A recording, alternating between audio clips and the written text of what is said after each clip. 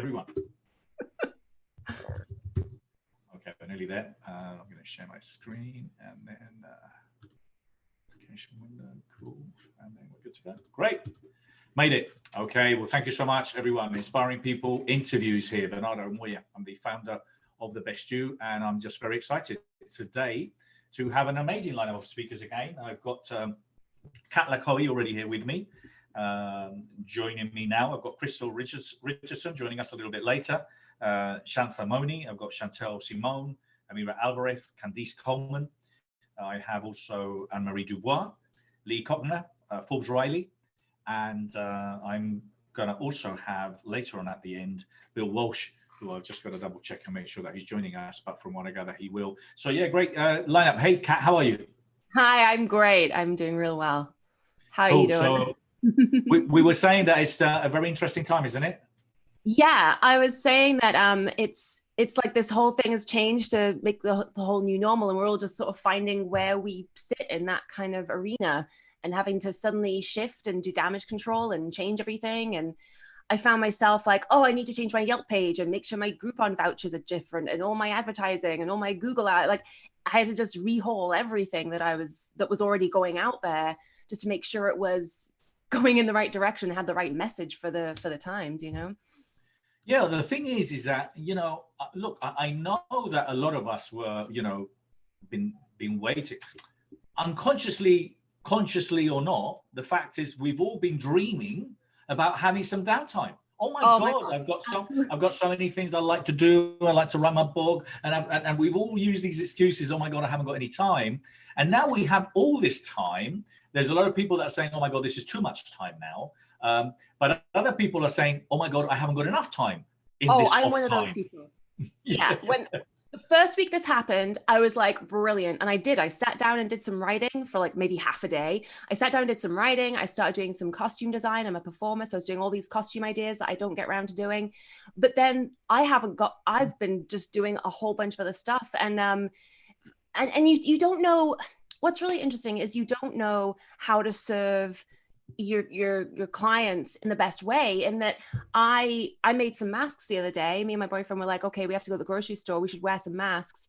And I'm a costume designer, I make my own stuff. So I was like, okay, I'll put some masks together. And all my friends that I knew that were costumers were already sending masks out and making them. And I thought that gap in the market is filled. So I posted one on Facebook and everyone's like, oh my God, I need them. I can't find them anywhere. And this whole mass of people desperately needing these, like from a guy in the Navy from Atlanta was needing a bunch. And so I was like, I guess I'm making masks now. And so all these like, I've got downtime, I can do my writing, I can write my book, was like, nope, I'm going to be at my sewing machine making masks for people. And I sort of fell into that, but it's still in my arena. It's still in my, in my wheelhouse. But then it got to like, I need to make sure that I don't go in a direction because people are pulling me there. I need to make sure I go in that direction because I want to go in that direction. So then I had to get very strict with myself. Like, I'm going to do 2 hours of making these masks for people and then schedule my time for things I want to do and things I think are a priority. So I think in this time, like you say, there's so much content out there. There's so many things you can get involved in. And it's difficult to not get pulled in that stream of just, I'm in this whirlpool going wherever it takes me, and consciously making decisions to spend your time doing certain things. Yeah, absolutely. And I think that's one of the things that a lot of people are struggling, I think, with prioritizing on what they should be doing, mm-hmm. and what they could be doing, and also dictated with, what's on social media or not. So I think and it's easier said than done, and I don't have all the answers, but I do think it's important that you definitely schedule time slots to do different things. So have a routine. If it's about getting up in the morning at a specific time, I'm one that I started doing getting up at 5 a.m. for quite some time now, and oh my God, if I would have done that so many years ago, it would have been amazing. Well, first of all, I wouldn't have slept for a year at least. Because, well, hey, listen, they say that the average of a 70, 80-year-old, you spend around 25 years sleeping. Now, I haven't spent that much time sleeping because when I was young, I used to work in nightclubs. And then when I got older, I used to wake up early. Well, I thought so. But I tell you what, I'm enjoying so much this last year, the 5 o'clock getting up and dedicating the first hour to myself, to whatever it is I need to do, to meditate, to think, to exercise, obviously, and then get on with it. And sometimes I look at, because I also fast, so I only eat like twice a day. So so I'm looking for lunch at 10 o'clock in the morning, which obviously is not possible, but I've already done half a day. So like, I'm already there. Exactly. So I think it's really important to stick to a routine. But what I'm trying to say with this is to try new things. You know, there's so many good things that, you know, you could read about that probably you've never, so, you know, my son actually brought me into fasting, you know, and it's only when I explored it and I started doing it and I started feeling how great I felt, you know, and I love food. I can eat for everyone, but I now eat twice a day and I feel so much better. So it's about testing these new things and taking this downtime to do things that you haven't done before, isn't it, Kat? Yeah, I had to get because I had surgery right before this happened, and I was already putting my life on hold because I was going to have 4 weeks where I had no arm and couldn't do any of the performance stuff that I do. And when all this kicked off, I was like, right, I'm going to get an exercise bike, stick it in my living room. I'm going to get up every morning before I eat anything, before I do anything. I'm going to do my 15-20 minutes on the exercise bike. And I've managed to do that maybe 4 to 5 days of the week. I haven't done all 7 days of the week, but it's such a nice, I would never go out running in the morning. I would never get up and go to the gym that early in the morning. And it's a really nice, like, getting your blood flowing. And I'm like, oh, this is a really nice routine that I have now. You know, I don't even know if I would keep that up if everything sort of suddenly went back to normal, but it's been really great. A really great thing that's happened recently is that I was doing experiences for Airbnb in person. I was doing burlesque and fire eating and all these cool experiences, and they've just launched their online experiences, which now means anyone from anywhere in the world can do these experiences. So I checked on to see what people are offering, and there's things I didn't even know existed that people are offering in Italy and all over the place. So if you are looking for something weird and crazy to do, they just launched on Thursday this online experiences, and like you frolic with the lambs in the field. She takes you out with the laptop and you see all these like lambs living in the middle of this field and stuff. Oh my God. But it's a really great platform, and they really are so diligent in you know, vetting who they have and making sure their experiences are high profile and good quality. And so if you are like, yoga, I've done all these things before, check them out, because they have all the weird and wonderful things to do. Yeah.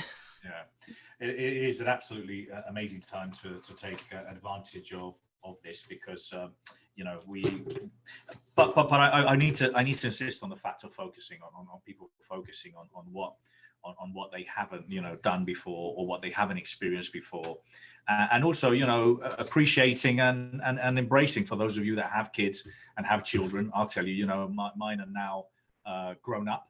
And well, they're in their 28 to 27 and a 22-year-old. But I'm telling you, it seems like yesterday when they were little ones running around. So it's a beautiful time to embrace your kids. It's a beautiful time to you know, to maybe read those bedtime stories that you didn't read before, or play with them, or do things that you didn't do before, and start planting seeds, you know, for them to because they're experiencing this as well. You know, they're experiencing this as well. Yeah.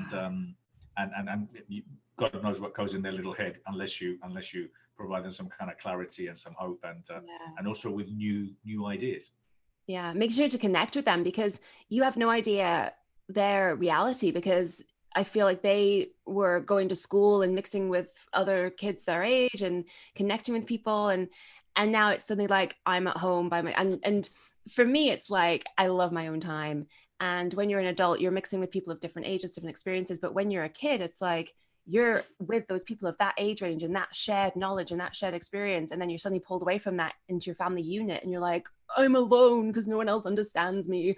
I feel like you need to have that time to connect with everybody who's in your household, whether you're with family or friends, roommates, whatever it is, and just check in with each other and know where you're at.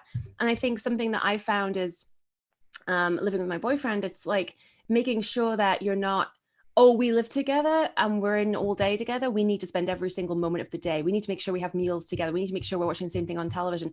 That doesn't have to happen. Connect and have your time together. But I need to let him go and do his projects, and for him to let me go and do my projects, and for me to have my own time. Otherwise, I'll be stuck watching zombie films for 5 hours a day, you know?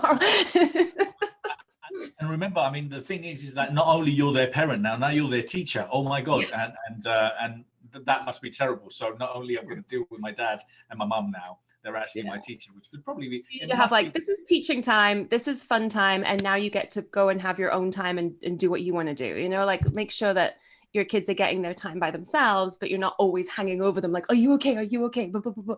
You know, let people have their own time to grow and discover and be themselves. Yeah. And I have a friend of mine, Paul Boros, he puts his kids in the car when he gets tired of it. I'm only joking, Kat. I was like, where is this going? I'm only joking. I just don't know. Paul will probably listen to this, and if he didn't hate, well, I slagged him off. Paul's a good friend of mine, and I said to him, because his wife doesn't let him out. He's normally inside, and he just let him out. Let him out for a couple of hours, get a bit of airing, then he puts him back in the cupboard. Just anyway, wraps us up. Exactly. So that's, we were talking about, is it wrong to leave your kids in the car for a couple of hours? Krystylle, I'm going to let you in a minute. I've got Krystylle Richardson joining us. So look, we've got a fantastic lineup of speakers today. We're just getting warmed up. It's 10:15, and we've still got another 2.5 hours to go. So my guest today, LaCohie, is already with me. Krystylle Richardson joining us in a minute. And then I've got Shantha Mony. I've got Chantelle Simone. And then I've got Amira Alvarez, Candace Coleman, Cindy Jorgensen, Anne-Marie Dubois, Leigh Koechner, Forbes Riley, and then Bill Walsh. So Bill is the other man supporting me today because I'm surrounded by women, which is a great thing. Krystylle, how are you? No, hold muted. I'm doing great. How are you? I had to make sure I was unmuted. Yes. How are you? You okay? I'm doing fantastic. This has been really actually a great time of discovery and stuff. So I'm doing great. How are you? I'm very good. I find myself, because I do another show for NLP, my other brand, NLP Live Training. I did one on Thursday, so it's kind of like deja vu day. Yesterday I was a guest to someone, actually Kerry Conley. I was her guest. It was brilliant because I just had to speak for a little while. I didn't have to worry about pressing all the buttons and making everything live. But you know what I was saying it's just I'm busier than ever. I need to do my own things. But you know, there's so many things going on. And anyway, I just wanted to ask you, it was your anniversary last week, wasn't it? Or a couple of weeks ago? It was. So 28 years on March 28th. So that was just a really fantastic day. I spent part of it with you, actually. Yes. I was honored. And congratulations. And you're still smiling. So, hey, you're going for 29. I am. We're in the midst of 29 and rocking and rolling. So it's really great to have somebody that you enjoy being with during this quarantine time. So thank God. I enjoy being with you. I was going to say, thank God. There's a lot of people out there that, you know, they just can't wait to get out. So, right. Krystylle, you're obviously busy all over the place. What I think the theme a little bit of what I want or discuss today is around keeping focus on obviously, you know, prioritizing the things that we need to do, and obviously to experience new things. And I know a lot of people talked about that, but I want to make sure that we nail it in, because I was saying that, as we know, you know, everyone's on Facebook, you know, everyone's on Facebook, everyone's on YouTube. And it's just so difficult now, because I would like to listen to a lot of people, you know. I mean, Dr. Fabrizio, he was a good friend of mine, interviewing Jack Canfield the other day. And I wanted to watch that, and I couldn't because I was doing something else live. There's so much going on. So what are your suggestions as far as keeping focus and making sure that we keep, you know, the eye on the prize, taking advantage of this time? Yeah, so the first thing that I had to even tell myself was to breathe. We have to breathe during this time because there's so much going on, like you said, where do you put your focus? And so if you just get overwhelmed where you're like, okay, I want to see this, I want to do this, I want to do this, like, and you just are in your head in it. And everything is not necessarily scheduled early for you to basically put it on your calendar. So what I found myself doing, and I've encouraged other people to do too, like I said, is first just take that breath and really focus on what is your purpose in life. What is your purpose in life? What is your why? And I know we hear that a lot, but it really is significant right now because there's so much going on. If you don't have that 1, 2, 3, 4, 5 that you know that you want to work on in this particular season, you'll just get overwhelmed of like, oh, that looks great. Oh, that, you know, just the shiny syndrome kind of a thing. And so I tell people to focus on that. Ensure that it's mapped out. I have vision boards, and it's actually, this is my vision room. I don't call it a vision board because I have things on the wall. There's windows and even like my closet, skeletons in your closet. What are your fears? So I put them in there and just shut them in there. And then I put faith outside, like faith statements on the closet. And the door of opportunity, you have to have a way that you are managing yourself during this time. So my vision room is very important to me. I really have enjoyed having this time to focus in on some things. And then if some things pop up, whether it's free or paid, make sure that it aligns with what you're doing and do it. And the other thing I would say related to focus is, you know, I always basically have props here for you, Bernardo. So this is the little present. Give yourself the present of self-care as well as being selfless. And so in my group, Above Your Best, Saturdays are self-care day and selfless day, where you need to do something for yourself, as well as what can you give back in the community? What kind of present can you give? And especially right now, you know, people are trying to do whatever they can do to reach out. Well, some people are, you know, on what they can do to reach out to help people. And I say some people are because I've had some people say, oh, I never thought about maybe doing that or doing that. So then they come in to some of the things that we've been doing. So if you have an idea, if you have something that you can do, help people by creating opportunities for people. Yeah, that's great advice. I love that. I love the door of opportunity. I love the idea of planting and having anchors, you know, to remind you of things that you need to do and identify clearly, you know, what is it that you're trying to achieve and what your focus is. So your purpose is. So I think that's brilliant. What is, I mean, one of the things that I was talking about in the NLP group the other day, there's a great quote of Richard Bandler that says that humor is your invisible shield. Okay. And I love that. And we can also have other invisible shields. We can have an immune system invisible shield. Okay. So you can visualize that you've got an immune system, and when you go in and go out, you can just literally walk into your immune system, you know, and then you're just literally walking out and none of the viruses and anyone's going to get to you. So, you know, and that consciously and unconsciously will have an impact. But what I love about the idea of humor is that we need to laugh a lot more. Okay. I think there's a lot of people that are a little bit too wound up. And we've been talking about that as well, is hey, listen, okay, we get it. You know, this is not normal. It's challenging. It's scary. You know, there is a reality for a lot of people that are either losing their jobs or not being able to transition. But at the end of the day, are you alive? Yes. Well, okay, if you are alive and you've got internet and you've got food in the fridge, you know what? It's not that bad. You know, so one thing at a time. Thoughts on that? Jump in anyway. Yeah, I do. And actually, that was one of the things I wrote down that I wanted to talk about today was, you know, what can we do to put smiles on other people's faces and even on our own face? And what can we do to lighten up the mood some? And some people, that has been their mission during this whole time. And we talk about people who are influencers and people who are, you know, trying to get their movement or their word out. And some people that I've seen online have really just been focusing on the lighter side and trying to do things to provide humor. And one lady, like, her hair was all over the place. She hasn't actually I did curl my hair, but she hasn't curled her hair this whole time. So it's just been air dried. And now she's like, well, maybe I just might go with this hair dried look. You know, what do you think, ladies? And so it actually, she has natural curls. So it really looks kind of cute. And so, you know, what can we do to bring laughter and to bring hope to people, still maybe even having a way that we can use that to teach a particular, to teach something that we might be wanting to teach, but also looking at it from a humor perspective. I did a post because we've been doing the COVID quarantine cleaning is what I call it. And I went way back in the garage 40 years ago. We haven't been living here 40 years, but I haven't played my clarinet in 40 years. And so I got my clarinet out. It barely went together because the cork had expanded, you know, from 40 years ago, back when I was in high school. And I was actually first chair and battled back and forth for that. Excuse me, darling, you don't look a day over 30. What are you talking about? What are you talking about? So then I was married when I was 2. Is that what you're telling me? Something's wrong. Something's wrong. The math doesn't add. It's called Good Genes, Bernardo. It's called Mom. There were high school guys trying to talk to her when she was married, like 38, 39, and she was standing on the corner waiting for the bus. and there were junior high school guys trying to talk to her. So it's called Good Genes.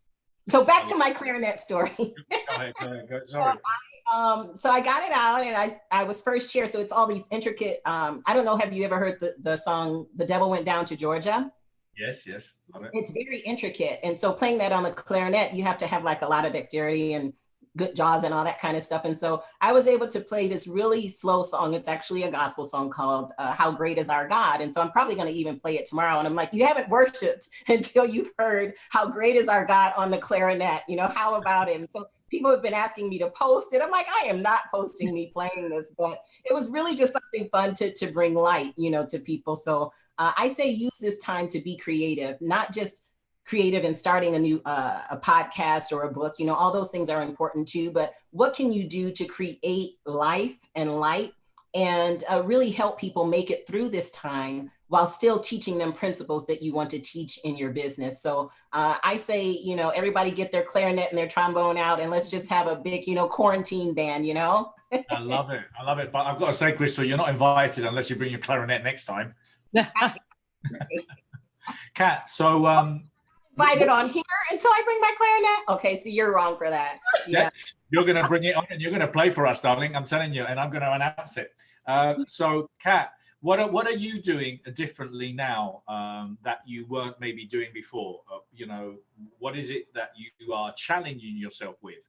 Because I think kind of like, you know, there's a lot of theorists out there, and us coaches, trainers, people that work with other people, sometimes we have a lot of theory, all right? And then we're not the best at you know, implementing or practicing what we preach. What are you doing differently? How are you pushing the envelope?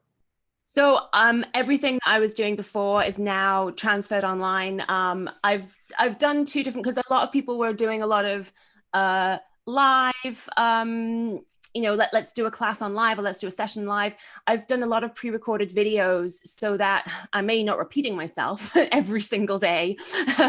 So I've done a lot of pre-recorded videos and MP3s of my teaching and everything I do. And so I've put them online, available for people. Like I said, I've started working with Airbnb, and that's been amazing because now I'm not just doing a session in North Hollywood with people who can be in LA. I'm doing sessions with people. Last night I did a session. There was someone from Canada, someone from Italy, someone from Texas, someone from Los Angeles. And so now I'm able to reach a much wider audience because people are coming in through Zoom rather than coming into my actual space. So that's been really exciting. And yes, the fun element, everything that I'm doing is aimed at fun, getting yourself up and moving, avoiding the whole quarantine-y, oh, the world is falling apart thing, and looking at you and your life and where can you find fun and what's fun for you, and finding a new sense of who you are in all of this stuff.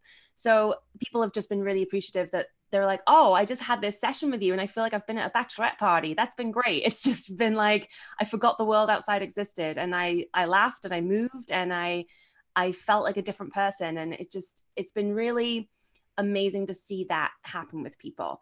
And for me, I didn't realize I didn't teach or work with people for maybe 2 weeks while I was setting everything up.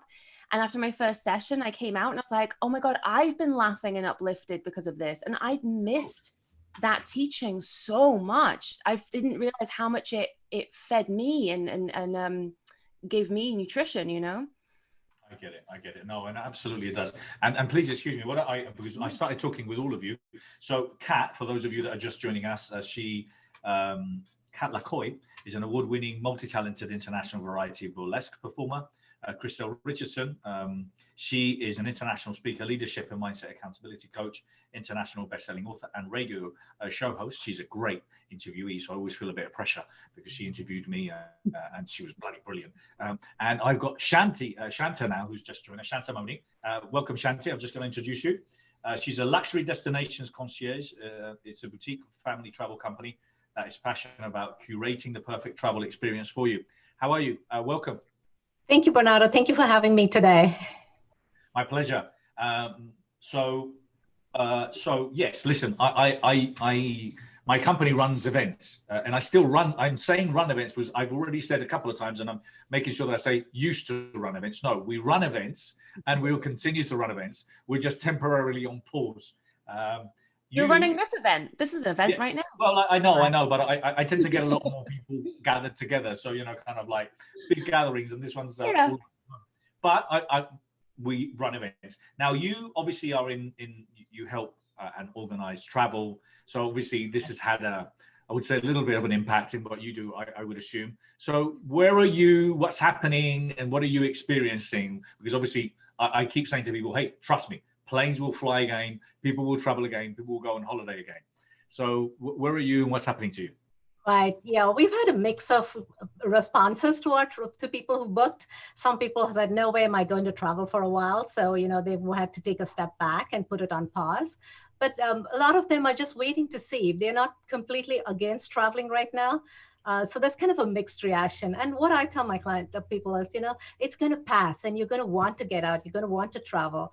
So don't give up on that dream. You know, keep that on the back pocket. But, you know, you may not want to do it right now, but never give up and just kind of plan down the years. There's going to be some amazing deals out there, isn't there? There's going to be some amazing deals, man. You can fly first class. You can go and stay in the 7-star hotel, probably for $50. You know, it's just going to be absolutely amazing. You count me in. I'm all over that. Right. So I was saying this morning, I was saying about that, you know, kind of we're in, but we have to make sure that our mind is out. You know, and we have to make sure that our mind is open to traveling and to experiencing and to visualizing and to seeing great things. So where and how are you personally, what are you personally doing in order for you to be able to, you know, go to these places in your mind and to see new realities? Yeah, I've been kind of getting out inspirational posts and social media, and even just in my conversations, kind of, you know, people giving them a venue to even just to dream about it, even if they're not there right now, taking them to places where you have, you know, the museums, do a virtual tour of the museums, have a virtual Broadway show at your home. So you still have that desire. And so I've been kind of promoting people to that, moving them to that direction. And the other thing I've been doing is, which just kind of neat, is also I've been kind of in touch with my clients and friends and just reaching out to them. No agenda in mind, just saying, how are you doing this time? You know, and it kind of uplifts them when they get a card from you or a gift from you, that somebody cares and thinks about them. That's great. And you know what, I've shared that, I think, every single weekend because obviously, you know, we've got quite a few clients on our list, and I was saying to my team, because, you know, saying, hey, you know, it's difficult. I said, no, this is a time to call your customers. This is a time to call your customers to simply say, hey, how are you? Okay. I'm not asking for your Visa or MasterCard. I'm simply just finding out how you are, how's things, because it counts. You know, these are the kind of calls that people, number one, they will remember. Number two, I was saying to my team, you know what? You've always been complaining you can't get hold of them. Guess where they are? They're all at home. And not only they're all at home, they're all desperate to answer the phone. They will all be picking up the phone like there's no tomorrow. Oh my God, someone's ringing me, because no one rings anymore. Everyone sends text messages. So it is a great time. And I really advise any one of you that has a business, have clients, you know, that you have worked with in the past or you've been involved with, just reach out, just share, you know, how are they, to show that you care, and to plant these seeds, because, you know, it will count, and we'll come back to it. So no, I love that. So what's next for you? What's happening with you, Krystylle? What are you working on next in a lot of the things, a lot of the new projects that you're working on at the moment? Yeah, so what I'm working on next is what I've been working on for a while, and I just have a little bit more time to focus on it. I have a number of books that will be coming out this year, as well as into next. One is in relation to, I'm not sure if you know who Steve Samblis is, but he has the OneHabit.com initiative. And so there's a series of One Habit books. The one that I'm actually the co-author on and gathering people to be in the book as well is One Habit to Beat Bullying. So I'm working on that. I'm also making some final touches on the one that I was going to launch and debut at your conference, which is Into the New, because we all have new things that happen to us, new relationships, new businesses, new conversations that we have. And some people have anxiety related to that. So that is a mindset book that will be coming out. And I also have Power of Proximity with Greg Reed. So there's a number of different projects that I'm working on right now. And a lot of it really has to stem around the mindset, and so does bullying. It's huge, you know, what goes on right here. And in America, there's one study that stated that 1 in 5 people have had actually physical reactions to this whole pandemic situation. Physical, like there, you know, things going on in their body where they've actually had to go out and go to the doctor. And so whether it's also just depression, not just, but depression, anxiety, things of that nature. So anything we can do to like get things out of our head down on paper to maybe help other people is great. It's good. And so that's one of the things that I'm doing. And there is humor in there as well. Brilliant. Okay, so not 1 book, but 2. There you go. That's that's how she rolls. Oh, 3. Oh, that's how Krystylle rolls. Not 1, but that's how she rolls. She just like literally just gets 1 book out every month. Love it. So I think one of the things that I was also talking about the other day is around you know, people being grateful for what we have, and we gratitude has been kind of like a general subject that we've been bringing up again and again and again. And again, I think with one of these habits that I was talking about before you joined us, I was talking about, you know, obviously doing new things, you know, like i.e. getting at 5 o'clock in the morning, maybe meditating, exercising. But I think one of the things that is a beautiful thing to do on a daily basis is to be grateful, to simply just pause for a minute and appreciate who you're grateful for or what you're grateful for. And then, you know, just sometimes out of the blue, just to send that text message or call to say, hey, listen, just to let you know that you've been really important in my life. You know, you've really helped me, and I admire and love, you know, kind of the support you've had. So gratitude is a big one for me. And I think especially now, because I've also been sharing that although we're very inconvenienced to be watching Disney Plus with the fridge full and internet, you know, there's still probably 3.5 billion people that would give everything they have, which is nothing, you know, to be where we are. So gratitude. Yeah, I just wanted to make a comment on that because I actually sent several gratitude messages this morning. Part of what we do, I do have the business side of what I do. And as I mentioned to you before, you know, we have a nonprofit, fullcolormovement.com. And so every several years we go on a missions trip. And this year, October, we were supposed to, but I've had to cancel actually all of that because the planning is done the beginning of the year towards that. So this is the time that everything is still uncertain. So I've had to cancel that. But I did send 2 messages to the people that we went to do a medical mission with in Kumasi, Ghana. I sent messages to them this morning just saying that I was grateful for them and I thanked them and I miss them so much. So I sent like a lot of pictures off of when we did our missions trip there. And it's different atmosphere, different things going on there, but you know, we all have our own struggles during this time frame. So they were very thankful. They answered this morning. Well, one answered this morning, the other one hasn't answered yet, but yeah, it's gratitude is huge. It's huge. Yeah. And I think also, you know, reaching out to, you know, for example, I'm very grateful to, you know, kind of my mother-in-law, and I can't stop thinking about her, bless her, she's like 80 something. And, you know, she's on her own, unfortunately, because, you know, she has to be in isolation. And I can just only think, you know, she's always been a social butterfly all her life, and to be able to be at home, you know, on her own or having to be on her own is just sad. Shantha, any thoughts on that? Yeah, gratitude makes such a big difference. I started a gratitude journal a couple of years ago. It's just, you know, a couple of sentences in the morning. You know, one of the things that's a blessing over here for us in LA is we have so much of smog all the time. But now with the cars off the road, you can see the sky, you can feel the fresh air. So that's something to be grateful for at this time with everything that's going on. And another thing that we've done with my kids is have a little gratitude jar and just put one little sticky note or any little note with what you're grateful for that day. So it makes such a big impact in your way of your outlook on life and how it affects you the whole day through. I love the grateful jar. So what do you do? Do you just put some money in it? It's just a note. It's just a note of what you're grateful for. And then when you look at it at the end of the year, you have these 365 little notes over there, which you can compile and see. I love that. Yeah, a lot of things we take granted for. I love that. That's really nice. I was going to say, if this is John, there's money, I'll take it. But For the money, Bernardo. You went straight for the money. no, I'm only joking. Okay, I bring a little bit of humor into this. Okay, but I'm only joking. But I will take it. No, I just think the whole gratitude, and I love the gratitude jar. I love putting in a little note. I might definitely implement that. I've got lots of jars. They're empty at the moment, so I might do that today. I love it. Cool. And I'm going to promote that as well. So, Kat, what are you grateful for?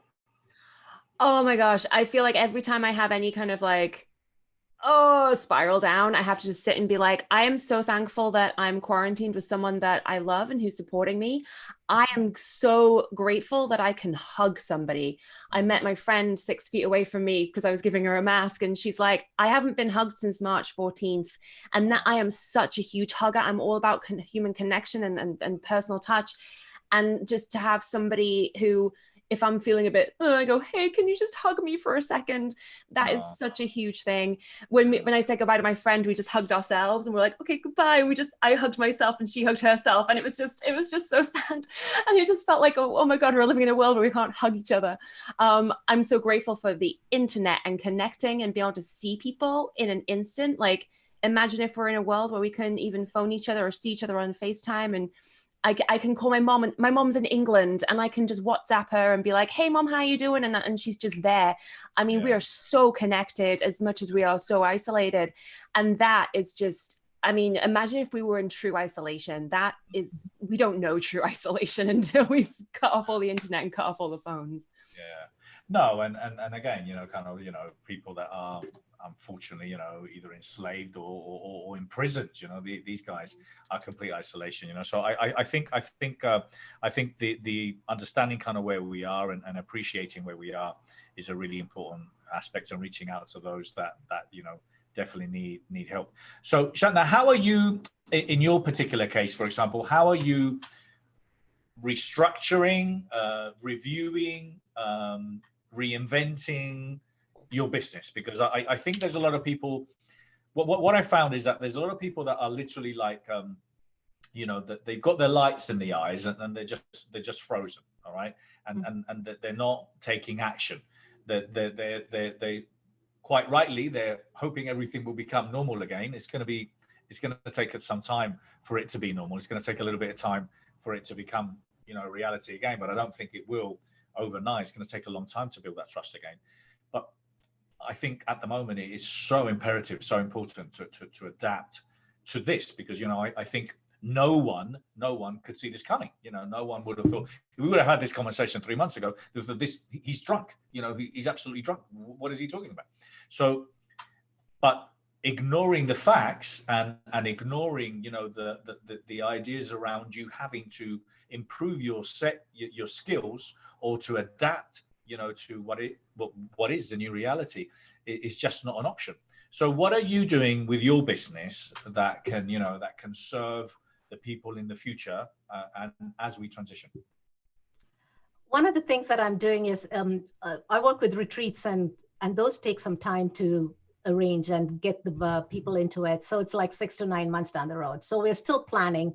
We are still planning for the later part of the year and the beginning part of next year. Those folks are still going on.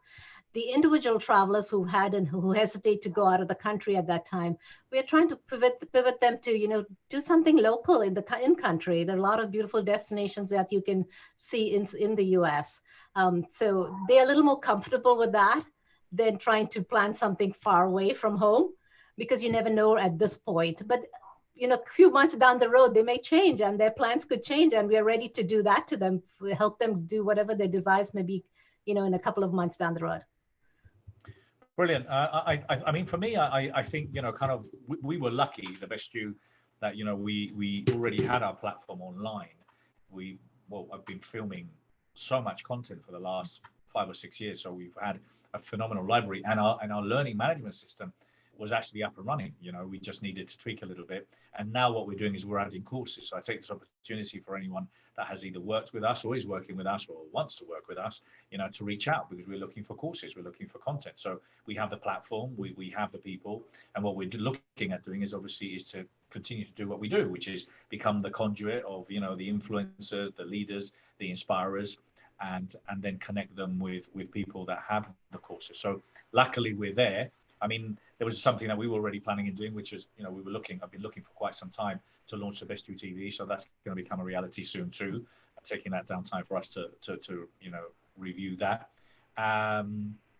Also, with the Best You, one of the things that, you know, kind of we're very excited about is with a lot of taking advantage of, obviously, you know, our connections to do things differently and in a different kind of way.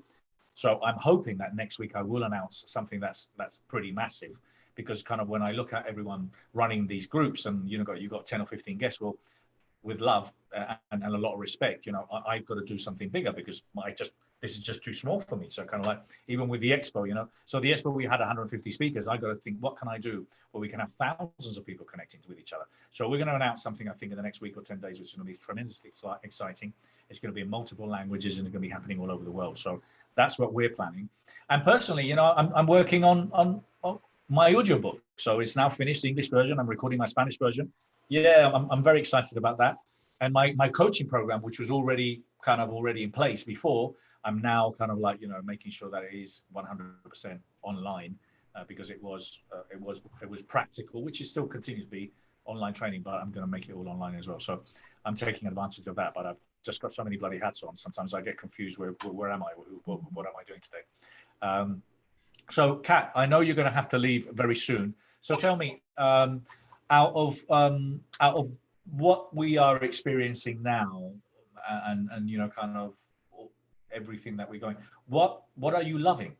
What are you loving? Because, you know, there's a lot of things to love about what's happening now. I'm loving that my schedule has calmed down. Even though I feel more busy than I was before, I'm spanning my schedule out. The things I would have tried to do in 1 week, I'm kind of spreading out over 2 weeks, kind of thing. And I'm loving that I can actually do, like, I can hop off on a call rather than going, I have to drive to this place and have this meeting, and then drive to this place and have this meeting. I'm like, okay, like right now I've got to run off for this thing I'm doing at 11, but I can have this conversation with you. I can hop off. I can then do my conversation at 11, and then I'm at home. I can get my food and whatever, and then hop back onto another call. So I can technically fit more things in one day, and I can reach people so much further out, like I said, internationally, because it's all online. So I'm loving that I am connecting with a lot more people who maybe would never have known that I existed, because now they're looking for things that are online. And I think it's made it's forced me to reach out beyond my comfort zone, because I was sort of in this little happy little bubble that was working, and now it's like, oh, I have to be more creative and figure out how to change in the time. So yeah, the ability to hop on and off without the traveling, not driving my car is great. Not having LA traffic. That is amazing. And I'm just going to ask you, just before you leave, because it's going to be kind of like a common question I'm going to be asking as well today. Are you feeling, I'm feeling so much creativity happening. I'm feeling it. I really believe it happening. But also I know there's so much creativity happening. Are you feeling more creative? I'm saying you personally, and you don't have to, but I'm just saying I'm waking up at 3 a.m. with ideas, and normally that's how it happens with me. But I wish it was at 4 or 5 o'clock in the morning, so I got some sleep. My mind's 100 miles an hour. I'm normally very creative, but now it's just madness. I'd say I feel creative, but I'm feeling more overwhelmed, because it's like I have these 28 million things I want to now do. And it's like, I want to launch these things, but I don't want to launch them too quickly because I want them to be good products. And so, yeah, I mean, I've always been a creative person. And now it's like, oh, you know what it is? It's I always had lights and a webcam and all the things. And I was like, oh, I'll do this like live podcast. So yes, I had the creativity to do that before, but now it's like, I'm given the extra push. Like, now you have to do it. Now you have no excuse to not do your live podcast. Now you have no excuse not to do your pre-recorded acts. And now you have no excuse but to launch your online classes. So it's like, I had the creativity before, but now I'm the baby bird being pushed off the tree. Like, go fly, you know? Good. Great. Okay. Well, listen, thank you so much for being here today. You're more than welcome to stay till you can, but I really appreciate you being here today. Krystylle, so it's a silly question to ask you, but I'm going to ask you anyway. Are you feeling more creative? Well, You that are writing 3 books. No, I'm asking you as more than normal. I know there's certain circumstances, but are you feeling that kind of your brain is kind of like ignited with creativity? yes, yes. The answer is yes, but I've always been like crazy creative and having my creative side, writing songs, doing choreography, writing books, and putting creativity in my business. I also do part of what I do, I've had to do more of recently related to genetic research and medical devices because of a number of the clients for some of the people I consult with are actually trying to get their tests launched. And so doing that part of the analytical part of my brain and the creative part of my brain, it's like my whole brain is about to explode right now. So I've always had the 2-3 o'clock in the morning wake up calls, Bernardo. That's just a part of how I've been basically my whole life. My husband, he goes to sleep and then it's like, I go to sleep for just like a hot second and then I'm up and creating. And so I'm trying to get myself back on a pattern of good sleep actually during this time frame, because I have so much going on both sides of my brain, both sides of my life. So it's really nothing new for me. What I've been doing though is I'm creating for other people in their businesses. I wake up with ideas for other people's stuff, including my own stuff. So it is where I'm a bit more busy because I'm having consultation calls with people related to what they're doing. Yeah, definitely. So Shantha, I'm not sure when we discussed before last time. So where do you, are you looking at maybe, and I'm not asking this specifically because of your business, please. I'm just asking because I am looking at diversifying and doing other things, as well. I'm just saying for the brand. So for example, one of the things that I wanted to do for a long time, well, we produced quite a few years ago, but I never followed it through, was having e-commerce, so having a range of best you products, where basically we endorse them, or we create them, or we produce them, and then we ship them. So kind of I woke up one of the nights and I did my research, and the next morning I've got my accounts open, and in 3 weeks' time we're going to have our whole product range. So it wasn't something that I did before, but I can see, obviously, studying the market and seeing that people aren't going to be going to shops. Well, we'll have to get the products to them. So that's something that I'm doing. Are you looking at doing something different? And if so, what? One of the things that I'm doing is, like I said, the tools that I have for the gift giving. It's a tool that I've been using for my clients. So now I'm kind of bringing it out to other business owners to see if they want to use that tool. It's a great way to keep. Sorry, what was that tool? Sorry to interrupt you. What was that tool? Banner Season. It's a card and gifting program that I've been using. So I've been kind of talking to more of the business owners who would like to use that. So I've been kind of promoting that piece of it. The other thing that I'm looking at also doing is kind of launching some of the travel products and linking it to my business and kind of being promoting and affiliating that way. So those are the things that I'm kind of looking at right now.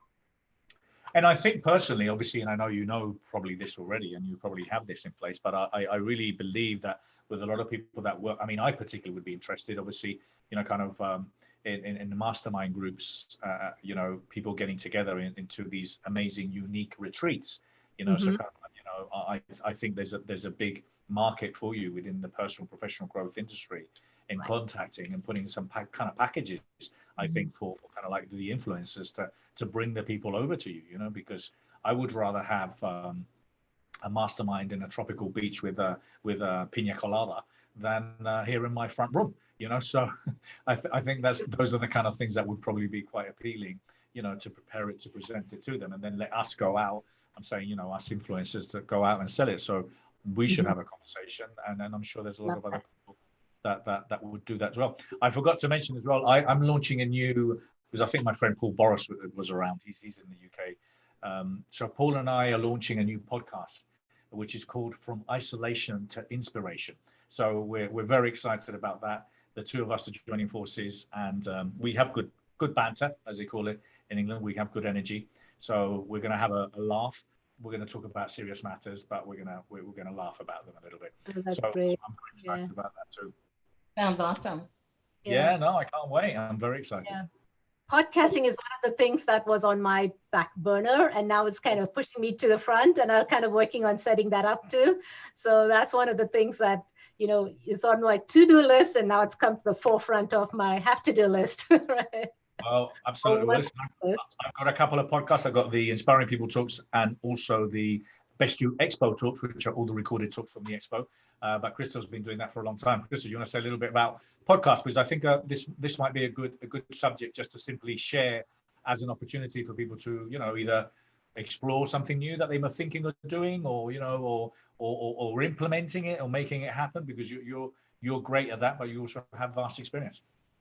Yeah, and I think it's something where people sell themselves short a lot, you know, related to what they have going on up here and what they have going on right here. A lot of people have so much that they've done in their lives, and they've been through things that they can share, where they think that even with writing a book, it's the same with podcasting and radio shows. Well, I don't have anything to offer. You have a lot to offer. And then your circle sometimes is bigger than what you think it is. And when you interview one person, depending on how that interview goes and the things you get into, then they then say, well, I have someone else that I think would be great to be on your show. And it goes on and on and on. So I've had some really awesome people on over the last several years. And it's something that I want to just encourage you to do, Shantha. It's an awesome, it's self-fulfilling. And then it's also where we're able to just share and help other people as well. The testimonials that people give, you know, when they listen to the show, it's very inspiring. And it's relatively easy to do. You know, a lot of people think that, you know, a podcast is difficult. And remember, this here now is going to be, you know, also used as a podcast. So we've got this content, we've got it on YouTube, we've got it obviously on Facebook, and now we're recording it, putting it in an audio, and it's a podcast. But you know, every Zoom that you do, every interview that you have, and the technology that you need is relatively simple. You need a microphone, a good script, you know, and obviously just enjoy it and just be yourself. And you know what? One of the things I will say is you'll be surprised how many people are just willing to give you their time. You know, sometimes you think, you know, oh, well, you know, how can I get people? Oh my God, there's 7 billion out there. So, you know, I'm sure there's enough people. And if you ask, you get. And what I mean, listen, I was interviewing, and I've met Jeff Hoffman a couple of times, and I was sharing this at the beginning, you know. So if you guys haven't watched my interview with Jeff Hoffman, it's in the thread here on the Best Expo community. It's going to come out on my podcast as well. But he's a billionaire. You know, I've met the man a couple of times, but he's so generous with his time. So generous with his time. This is a man that owns Priceline, Bookings.com. He is a billionaire with a B. And when we're talking about, you know, when we're talking about prioritizing, what shall I listen? I'm just telling you, when a billionaire speaks, drop whatever you're doing, leave those macaronis on the pan, you know, leave the fridge. You can clean that later and listen. Because there's a lot of really great people. So my suggestion is, if any of you, some of you, and obviously podcasts have grown dramatically over the last few years, but it's going to grow even more. Yeah. So, sorry, anyone wanted to add? Cindy Jorgensen, I know you're there. I know you're a little bit early, but I'm happy to let you in. So I'll send you a message and let you in to come in if you're ready. I've sent you a message privately as well. But were you gonna add something to that, Krystyle or Shantha? Yeah, I was just gonna say, one of my shows maybe about a month or so ago was that very thing. The name of my show was what 4 billionaires told me the other day. That was the name of my show. Oh, yeah. And it's amazing the insight that you get from these folks. It can just really change your life. Yeah, and listen, so he was great. He was absolutely great, and one of the things that I heard him say, and he got my attention straight away when I heard him talk for the first time, is that there is no they, you know, and I use that frequently now. I think I've actually put it in my book, and the fact is that there is no they. A lot of people think that they'll take care of it, or they will go and find a way for us to find a vaccine, or they will go and help people. There is no they. We are they. You are they. Me are they. We're all they. And I learned that from him. He preaches it a lot, and he was just sharing some of the things that he's doing now, where he's for example, now, because he knows a lot of kids, you know, unfortunately can't go to school and are living at home, and a lot of parents needed their kids to go to school so they could eat, because you know that they were getting that one meal a day from schools, and now he's raising money to take food to houses and homes, you know, for those that are in need. So he's speaking to these top chain restaurants, and they're organizing food delivery, and that's absolutely beautiful. So there's always something that you can do that's going to make you feel extremely fulfilled, you know, and it's going to make you feel better for yourself, about yourself, and obviously, you know, whatever the reality is. So Chantelle, I'm gonna invite you in. I've got Chantelle Simone here. I'm going to invite her in, and I'm very excited to have Chantelle here. And then I've got also Cindy joining us, Cindy Jorgensen too. So wow, that's a great, spectacular view you got there, Chantelle. I was just looking at her front room. So when are we going to? There's all these ideas around when are we going to be able to go out, and when we go out, will people, you know, slowly but surely be able to enjoy life again? Now, I was saying this was I was talking to a bunch of NLP trainers and NLP master practitioners and coaches and trainers, and I was saying to them, boys, girls, I says, there's never been more clients for you than the clients that are going to be around in the next 2-3 months, because there's so many phobics. There's going to be so many phobics from this. There's going to be so many people with limiting beliefs. There's going to be so many people with anxieties because they're going to be struggling and wanting to go out again because they just simply think that they can't. And obviously, you know, hey, Chantelle, how are you? Good to see you. I'm fabulous. Great morning. How are you? Hey, Krystylle. So I was saying that this is going to be a beautiful opportunity to help so many people. So if some of you are coaches, trainers, therapists, let me just tell you, you might not have a lot of clients now because they don't want to put their, you know, they don't want to pay you, but that will change, and it has to change because I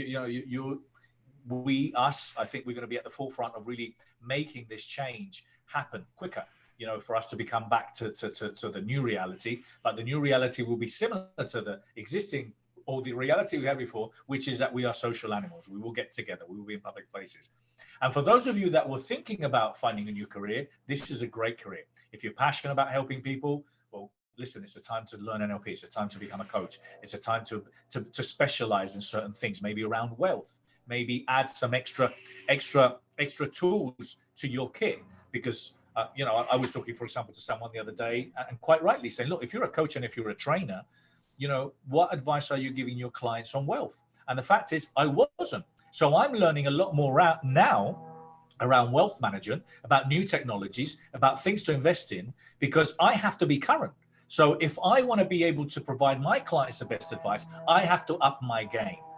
And that's what I'm saying is we all have to be improving our skills, not only diversifying, but we have to be looking at those new opportunities.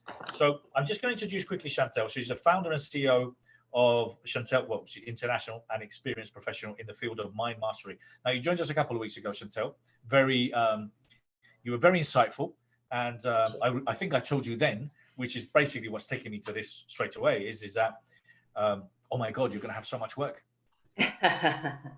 Well, you know what, the main thing is, and can you hear me okay? Yes? Okay. Well, one of the main things is that a lot of people say that, and the reality is seeking therapy, seeking help, raising their hand, it's not something that people have often the flex that muscle as yet.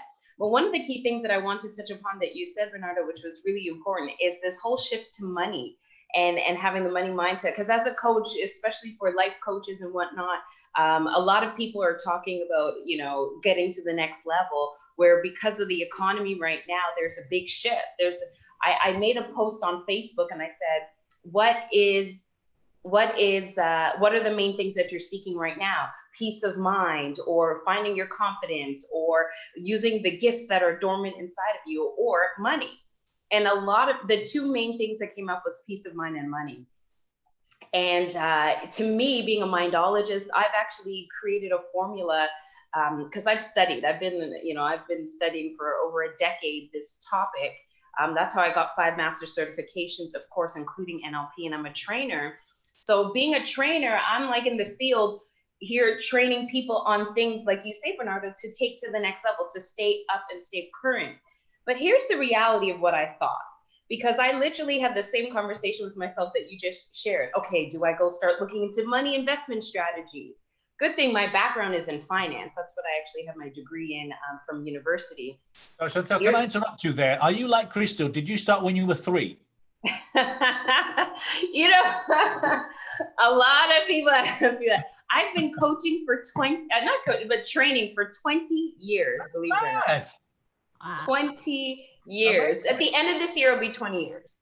Amazing. So yeah, I started young, and you know, don't be fooled by the youthful face. Good genes, I told you, Bernardo. Good genes, good genes. Good genes. Bring them on. I'm gonna bring them through Zoom. I'll have some of those genes. Absolutely, absolutely. Sorry to interrupt. Just like Einstein said, I was just insanely curious about things in life, and I just stumbled upon 5 master certifications. I didn't pursue to be a coach or pursue to be anything. I just loved information. I want to pass it on. But you know what? It's really the same thinking that we have to have, the same process that we have to have, the same process that took us into depression, that took us into paying attention to all the negativity, is the same process that we are actually going to have to get to what we want next in life. It's going to be the same process to what we want to, you know, the business we want to launch, and to be able to receive money, to receive income. So it's not changing my practices. There's nothing different than what I'm saying in terms of income, because if your mind is so clouded and foggy, the possibilities for income will arise, but you won't have the ability to see it. Yeah. So we still have to focus in on our mindset. We still have to, I have a program, I call it Clear the Crap, because there's so much stuff in our mind that is not serving us. And I call it crap. So we still have to clear that crap in order to see the possibilities. When we get an email about, you know, something going on in the stock market, wow, this could be my solution, versus, oh my gosh, I don't know what that is, and ignoring it. So, you know, as you know, in the world of NLP, we have our RAS, the reticular activating system. It's what we're able to take in. So there's money strategies out there already. There's solutions out there already. If there's a problem, it already presupposes that there's a solution. So if finances is our problem, it's really our mindset around finances. If we look at our bank accounts, if we look at our relationships, if we look at our circumstances, our households, who we're with, it's all a reflection of what we're thinking. Exactly. So we still have to work on our thinking to gain, you know, this extra income that we're all looking for, or any other aspect in life. That's my thought. Well, and I've been sharing that a lot, and I share that a lot because obviously kind of it's something that, you know, I was saying, you know, before is the idea around thinking, you know, and you can learn all the courses, you can practice, you know, attend any seminars, or you can make as many notes as you want. But if you don't become aware of what you are aware, if you're not aware of your thoughts, if you're not aware about what you're thinking about, if you don't have quality thoughts and you ask yourself empowering questions, you know, simply what's going to happen is you're just not going to go far. You're going to carry on falling on that same, making those same mistakes again and again and again. And a lot of people don't say, you know, and I've had this, and you obviously you're training in NLP as well, when you say to them, your internal dialogue, and you can see people looking up into their head, and what they're saying to themselves, what internal dialogue? What is he talking about? I haven't got an internal dialogue. That's exactly the internal dialogue that we're talking about. And a lot of people say, I haven't got an internal dialogue. And then they have the most negative internal dialogue. And that's kind of the thing. They look at themselves in the mirror and say, oh my God, how ugly do you look today? You know, and that what happened. Then consciously and unconsciously, your mind is finding all the reasons why you look ugly today. Now, I know what we do. We look ourselves in the mirror and say, oh my God, how good and how hot do I look today? And then that's what happens. Then our mind all of a sudden explodes into these great solutions. So thinking is at the forefront of obviously anything and everything to do with personal and professional growth, but it is also wealth, understanding wealth, learning about wealth, and how to obviously build wealth. Because, you know, if at the end of the day you don't have the finances, again, you might have learned all this personal development stuff, but if you haven't actually got the money or the funding, you know, to be able to learn more, then obviously things become challenging. Absolutely, absolutely. Yeah, I totally align with that. And, you know, I take things a little bit further, because my work, I've overlapped a few different perspectives and layers. And one, because of the business world that I came from in process reengineering, and then obviously NLP world, and then the spiritual world. Because, you know, there's a saying we all may have heard, as it is above, so it is below. And I was insanely curious because spirituality used to be this thing where it's intangible. And we're like, oh, it's just believe and cross your fingers and hope that it comes to you.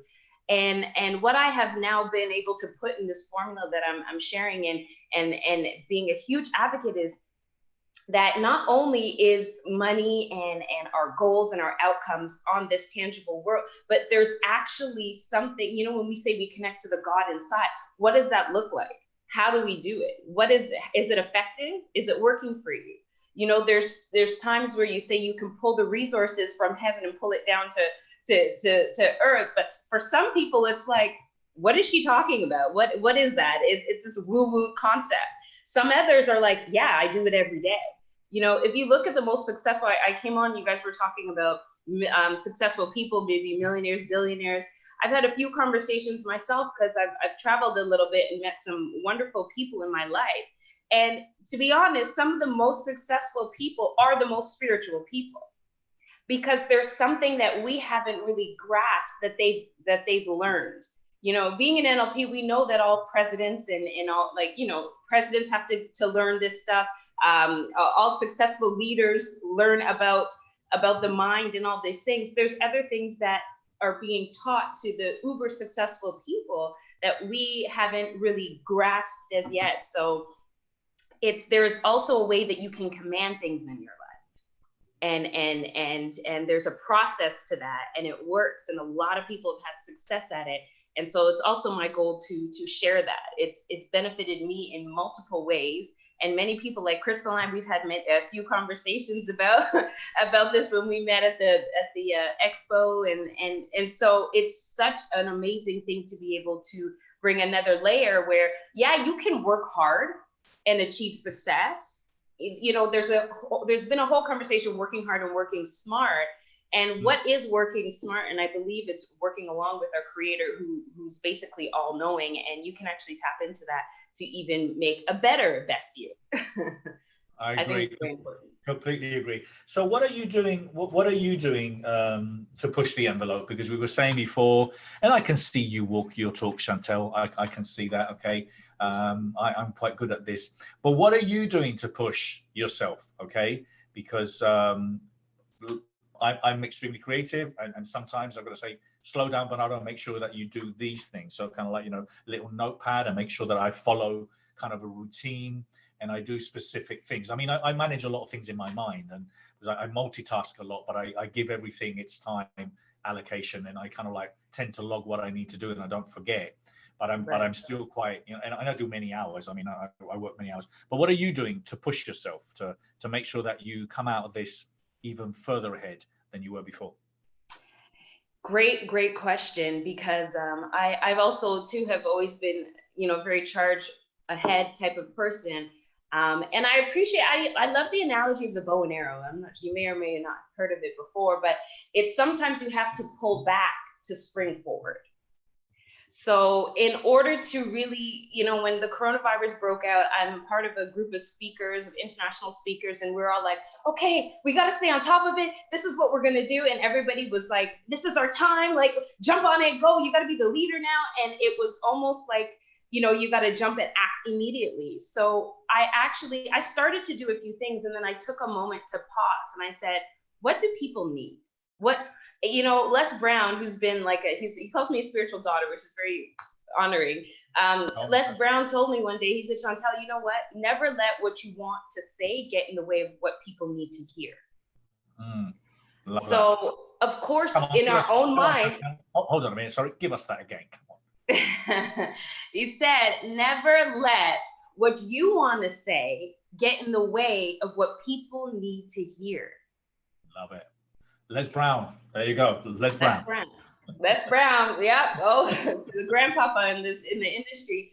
And it's so true, because as coaches, as practitioners of NLP practice, we have this great idea in our own minds. We come up with, like, I used to call myself a closet coach, you know, where I would sit there and I'd create my program and I'd perfect it. I'm like, oh, they're going to love it. And I launch it to the world. And that's not the language they're talking at the time. You know, I've been through that route.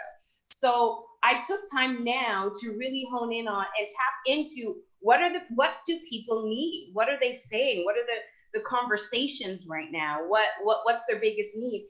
And then see how my work, my 20 years of training, my background, whatever God has blessed me with, because he's blessed us all with different gifts. So how can I use my gifts to feed that? So that was to be honest, that was my week.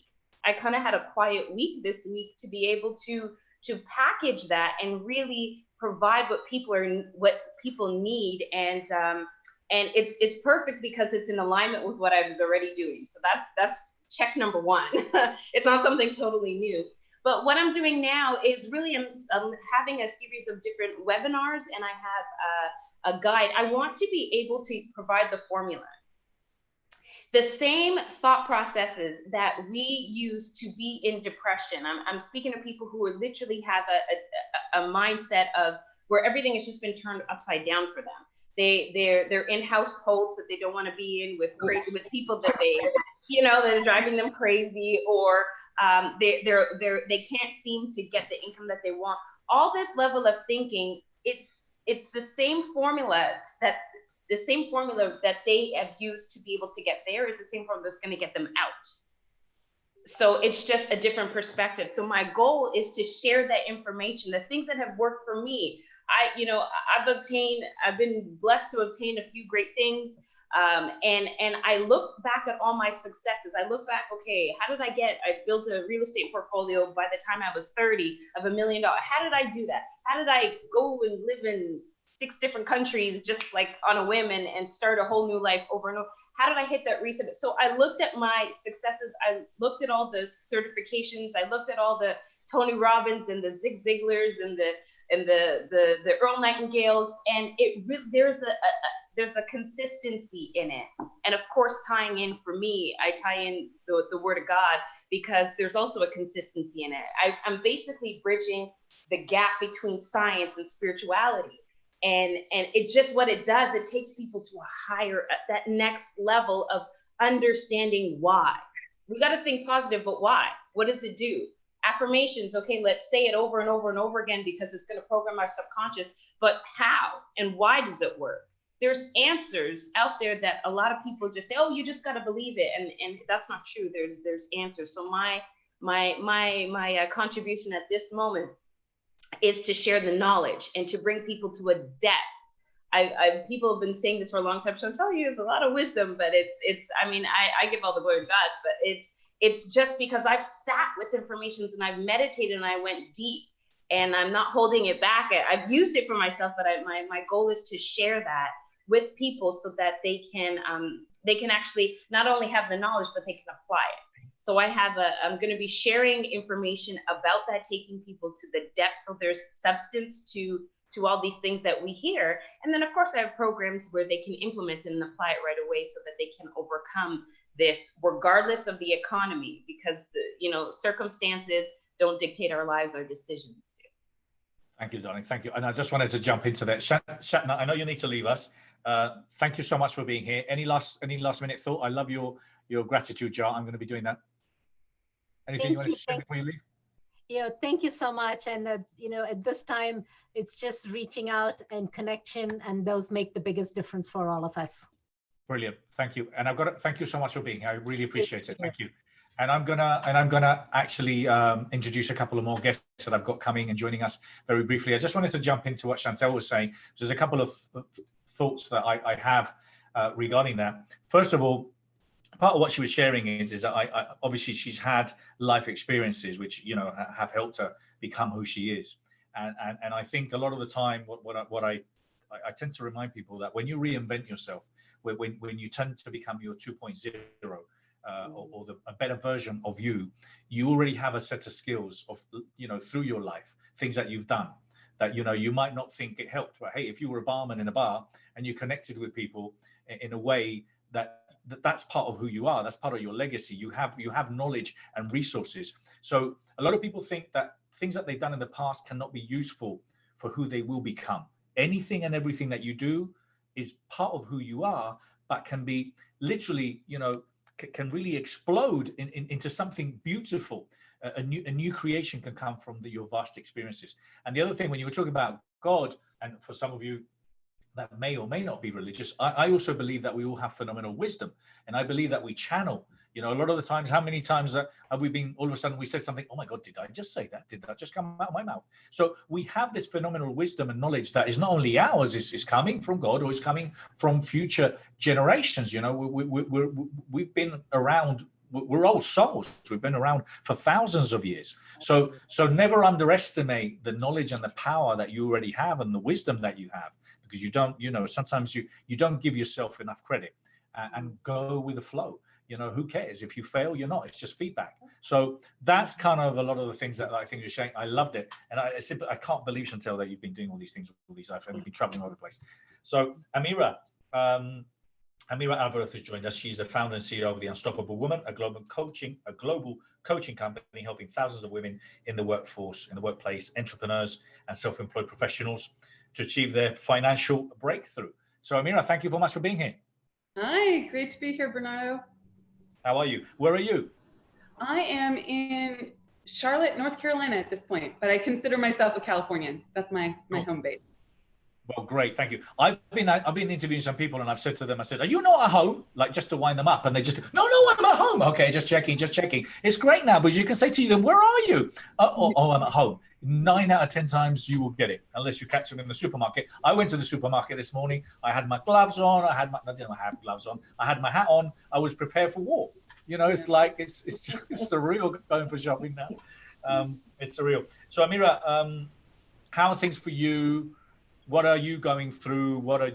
How are you taking advantage of this downtime, and how are you helping and assisting your clients and friends? Yeah, absolutely. So things are actually going extraordinarily well for me, and I am incredibly grateful about that. It's, I think, a testament to, you know, the work I've done up until now, and also, like Chantelle was talking about, a great mindset and a perspective on the world, and really coming from a place of things, you know, what we think are going to be reflected out in the world versus the world determining our state and our experience. So from that perspective, I'm doing extraordinarily well. My main goal right now is supporting my clients who are women in business and entrepreneurs and people going for big goals, and how do they stay, you know, with their eye on the prize while still, you know, course correcting and navigating right now, and setting themselves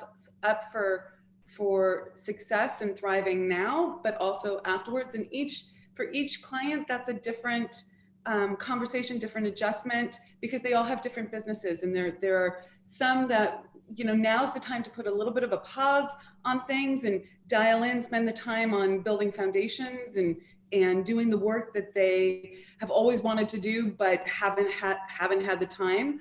And for others, now is the time to really leverage and go for things. And, you know, some of my clients are doing extraordinarily well, even in these times. So I'd like to share that with your community, because I think there can be a mindset that everything has stopped, and, you know, the money flow has stopped, or, you know, I should just give up or wave the white flag. But in fact, depending on the industry, you don't want to use this as a way to self-sabotage and say, like, I should be doing better, when in fact your industry might need to have a little bit of a pause button right now.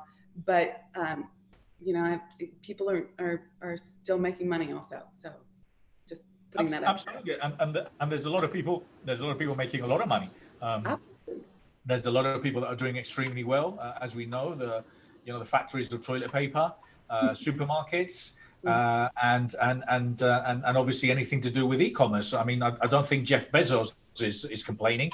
So it's really about identifying, you know, those businesses that are doing well, and explore how quickly can you jump on it. You know, I was reading something yesterday, which kind of, with my whole wealth thing, is about, you know, about the new reality coming with self-driven cars and electric cars, and how it's going to change literally the world in the next couple of years, literally.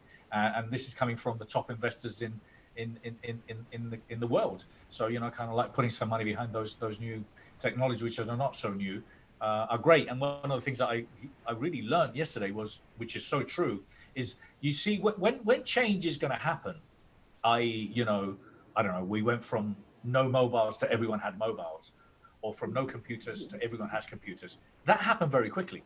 You see, the thing is, we tend to believe that drastic and dramatic change takes a long time. And the fact is, it doesn't. It doesn't. It happens quickly. We were all outside. Now we're all inside. You know, this happens very quickly. So everything and anything in life can happen very, very quickly. So it really is about understanding and appreciating that, because what that means is you have to react quickly. Because if you don't, you know, you're going to be one of those that are just going to be literally stuck. And Krystylle, I know you need to leave. I use this analogy of, imagine you're in a commercial sense, okay? Imagine you're in a big shopping mall and you're inside one of these big shops inside, and there's hundreds or thousands of people. Imagine there's no COVID, okay? So it's all good. So imagine we're all inside. Now, you know the doors are going to open because they have to open, and literally it's just a matter of time. Now, you could be one of those waiting at the front. You could be at the queue waiting at the front, or you could still be looking around the shop just to see if there's something else that you've missed on the rail. But in some people, in some cases, it might catch them in the changing room with their pants down.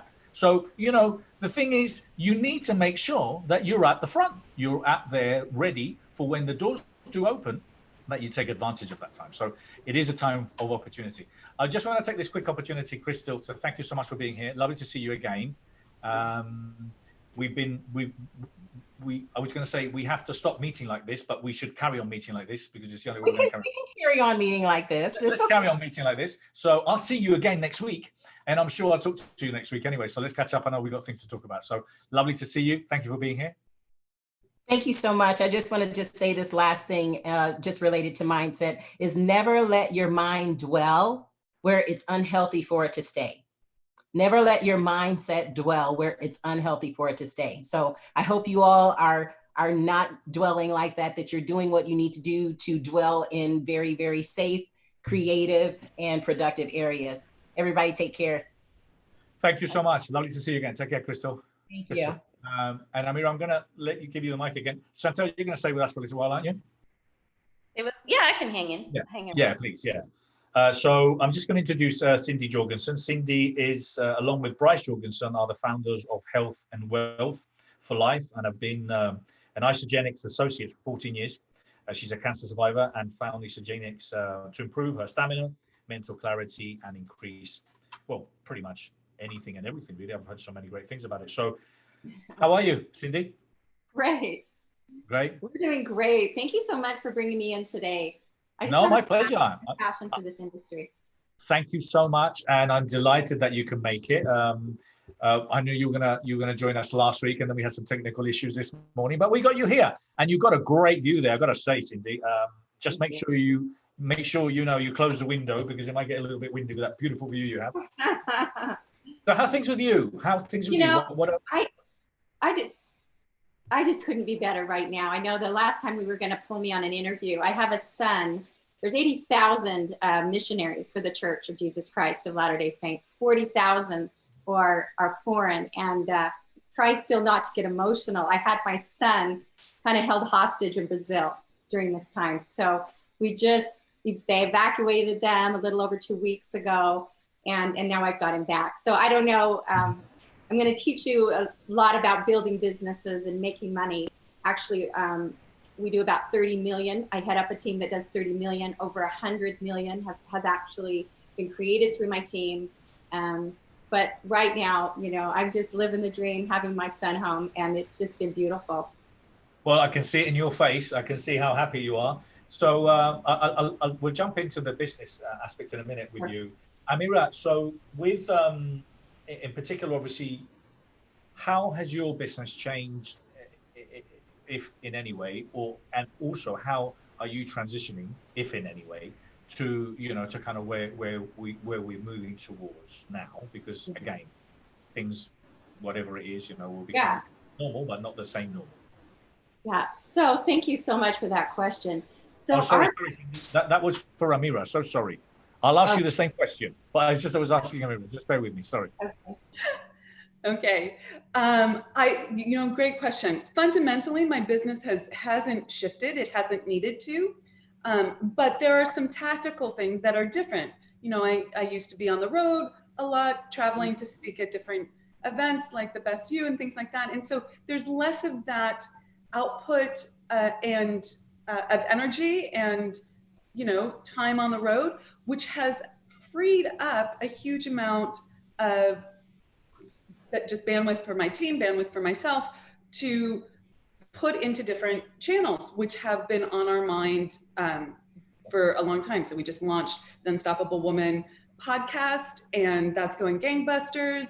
We just launched something called the Unstoppable Woman Mindset Club, where we're teaching Think and Grow Rich every morning and working on just adding value and giving right now, because all the channels that we've set up, the foundational things are really solid in our business right now. And what we can do is, you know, give. Giving is the first law of receiving. You give without an expectation of getting, and the world opens up to you. So this has been a real opportunity for us to really amp that up. We did a lot of it already, but we've launched, you know, this free mindset club, this podcast. We have tons of content that we're putting out there. We just did a virtual Q&A coffee this morning with a bunch of amazing women where they could just ask me questions, zero charge, to just build a sense of community and really give people a place that's positive and constructive, and not necessarily to think about something else aside from their business, but like how do you, but to think about it in a different way, given that there's this coronavirus existing. You know, it doesn't mean that you have to stop growing and thriving and connecting and building relationships. So I'm focused on creating those channels for people and providing value that way. And I've been really coaching my clients to do similar things when it's appropriate for their business model as well. Brilliant. Thank you so much. And Cindy, what about you? Because from what I gather, your business has been, well, or is kind of online anyway, no? And so obviously you're already serving a lot of people who are kind of, you know, using your, you know, what you do, or taking advantage of your products and everything online. So has it changed much for you? And what are you doing differently, if anything? Yeah, that's a beautiful question. Thank you so much. So I originally got into my online business. I was a mother of two, and I wanted more time home with my children. And so for me, you know, the business that we have, like you had just expressed, is we've always been online. In fact, in 2008, this isn't our first rodeo. It's not our first crisis that my business has had to weather the storm. In 2008, with this, you know, with the crash, it was actually my first year. I made $100,000 that year online, teaching other mothers, teaching people that had 2 and 3 jobs, how to settle in and have the opportunity for recurring income from home. So that's really what I'm doing right now, is just continue. I just launched a new website, Health and Wealth for Life.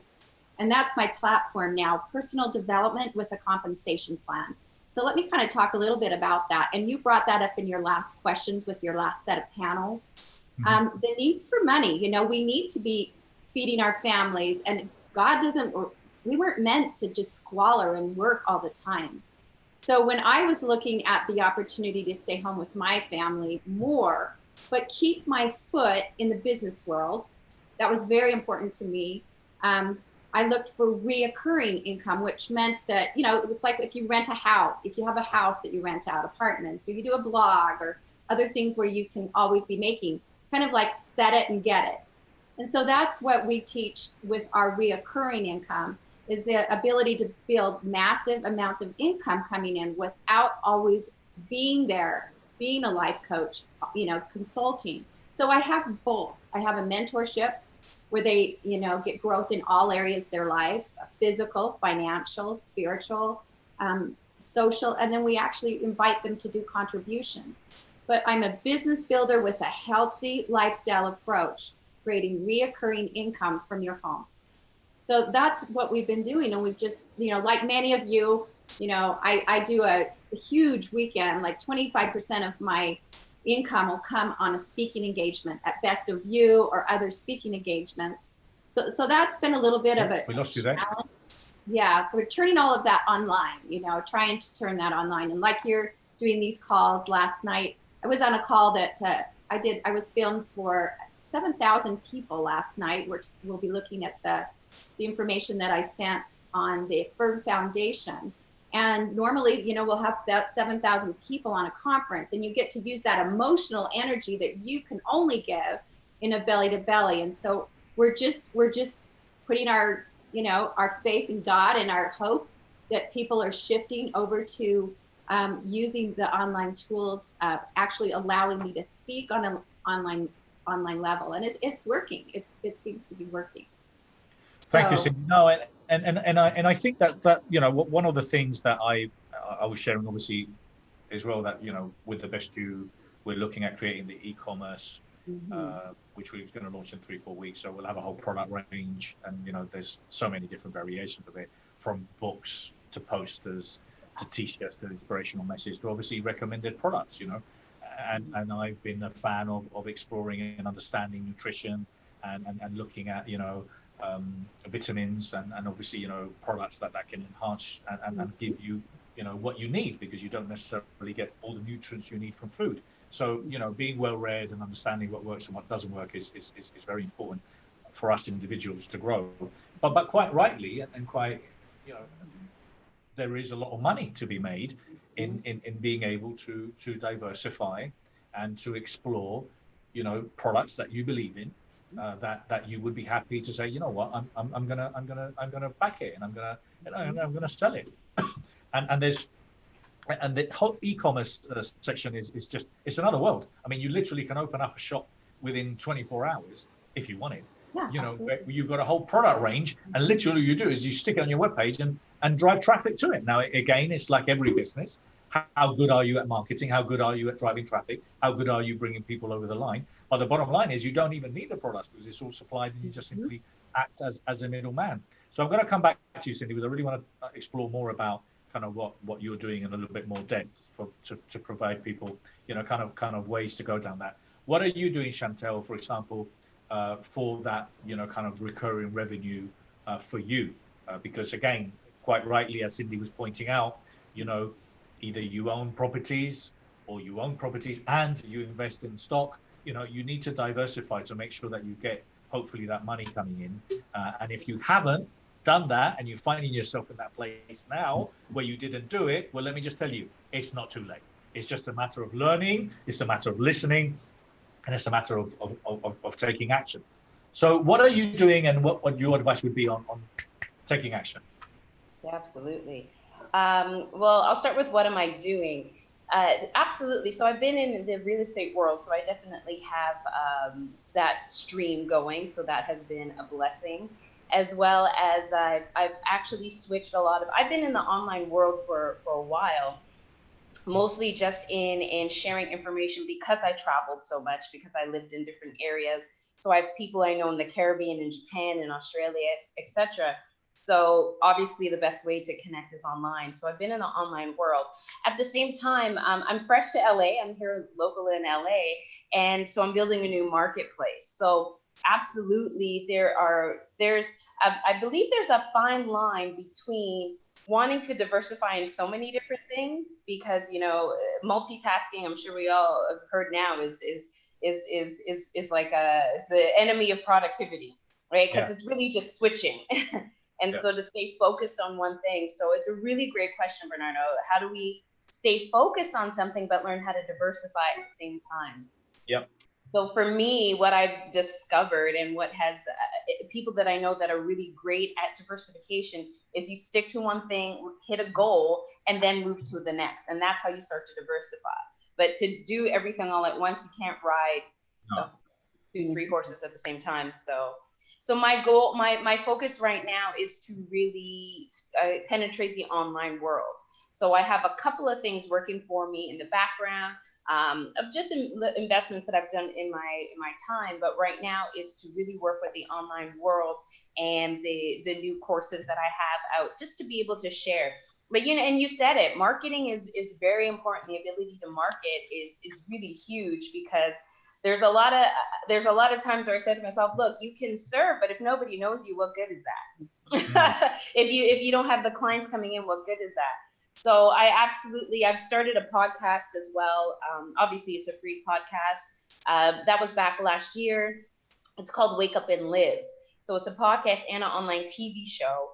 And what I'm doing right now is just reaching out to people to be able to get the information, and switching from providing free content for people to really hone in and see basically, hey, who am I? What am I about?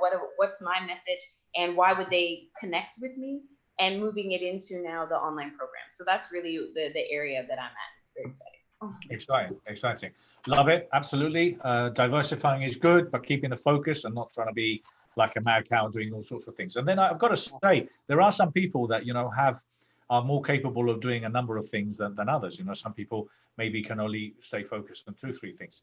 I think if you have a team as well, if you have extra hands, if you're on your own doing all those things, it won't be 100%. But if you have extra hands and you can navigate that, I think it would be very beneficial. Yeah, and then again, around building a team, a lot of you might think, oh well, I haven't got the money. Let me just give you again. This is a new reality that we've got now. So people are working from home. People are looking at working from home. But there's so many platforms out there. I mean, I'm using one right now called Upwork, which used to be, I think it was called Elance before. Great for recruiting people. I put 2 jobs that I was looking for people, 2 different jobs, and I think I got 50 inquiries for one, which was to literally edit my Spanish book, and the other one was to do some infographic work, and I got like 15 people. Really, really, really affordable. So kind of that's the kind of things that sometimes, again, if you haven't got the expertise, sometimes let someone else do it. But when it comes down to learning, practicing, and implementing new things, just give it a go. So Cindy, you started a job. You started something completely new that you obviously had no experience about, and obviously you built something that's very important. Not everyone. It's like every business. It takes time. Growing, evolving takes time. But if you put the right time in, and you put the work and you put the effort in, then you could get great results. So tell me a little bit about your story, how you started and where you are. Absolutely. Thank you so much. So I was on the corporate ladder. I was top rep at AT&T. I was on ABC, CBS. Then I worked for a promoter for a wellness company, and got them on ABC, CBS, and I was there as well.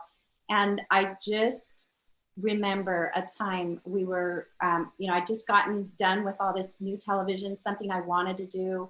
And we were just sitting in the very room I'm talking to you today with my 2 boys. Normally my husband was a finance advisor, and when the market would turn off, he would tend the kids, and I would have them in the morning. But today, the anchor needed me. It was a mandatory. And then my husband had to work later. So my kids went from tender to tender, sitter to sitter. We were sitting on the floor together, and I was telling them, I know I just got back from a morning meeting. I'm leaving in a few minutes for another one. And my little guy, 2 years old, said, Mom, really? Like, really? You're leaving us again? And that was my first defining moment. And I had to find a business at home where I could control my own schedule. Soon after that, I got cancer. Wearing myself out, even though I was I was just exhausted, and I ended up with neck and thyroid cancer. And cancer came depression. And my son wrote a paper watching me suffer through this, and he said, it's like being held underwater, never knowing if or when you'll come up. And so with that type of roller coaster help, I had to have a business that was reoccurring.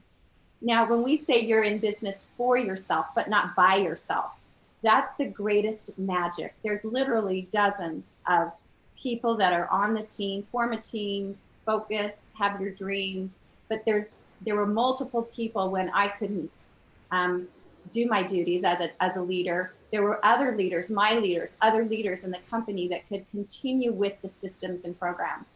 So I want to back up and say one thing. The reason that we've been able to have the extreme success, what one man can do, another man can do. We've had to come up with simple systems. We have a 3-step system, $29 to get started. And we do a healthy approach, because what's your wealth without your health, right? We spend all of our time, building our wealth and losing our health. And then we try to buy back our health, with our wealth. And it's kind of a vicious circle.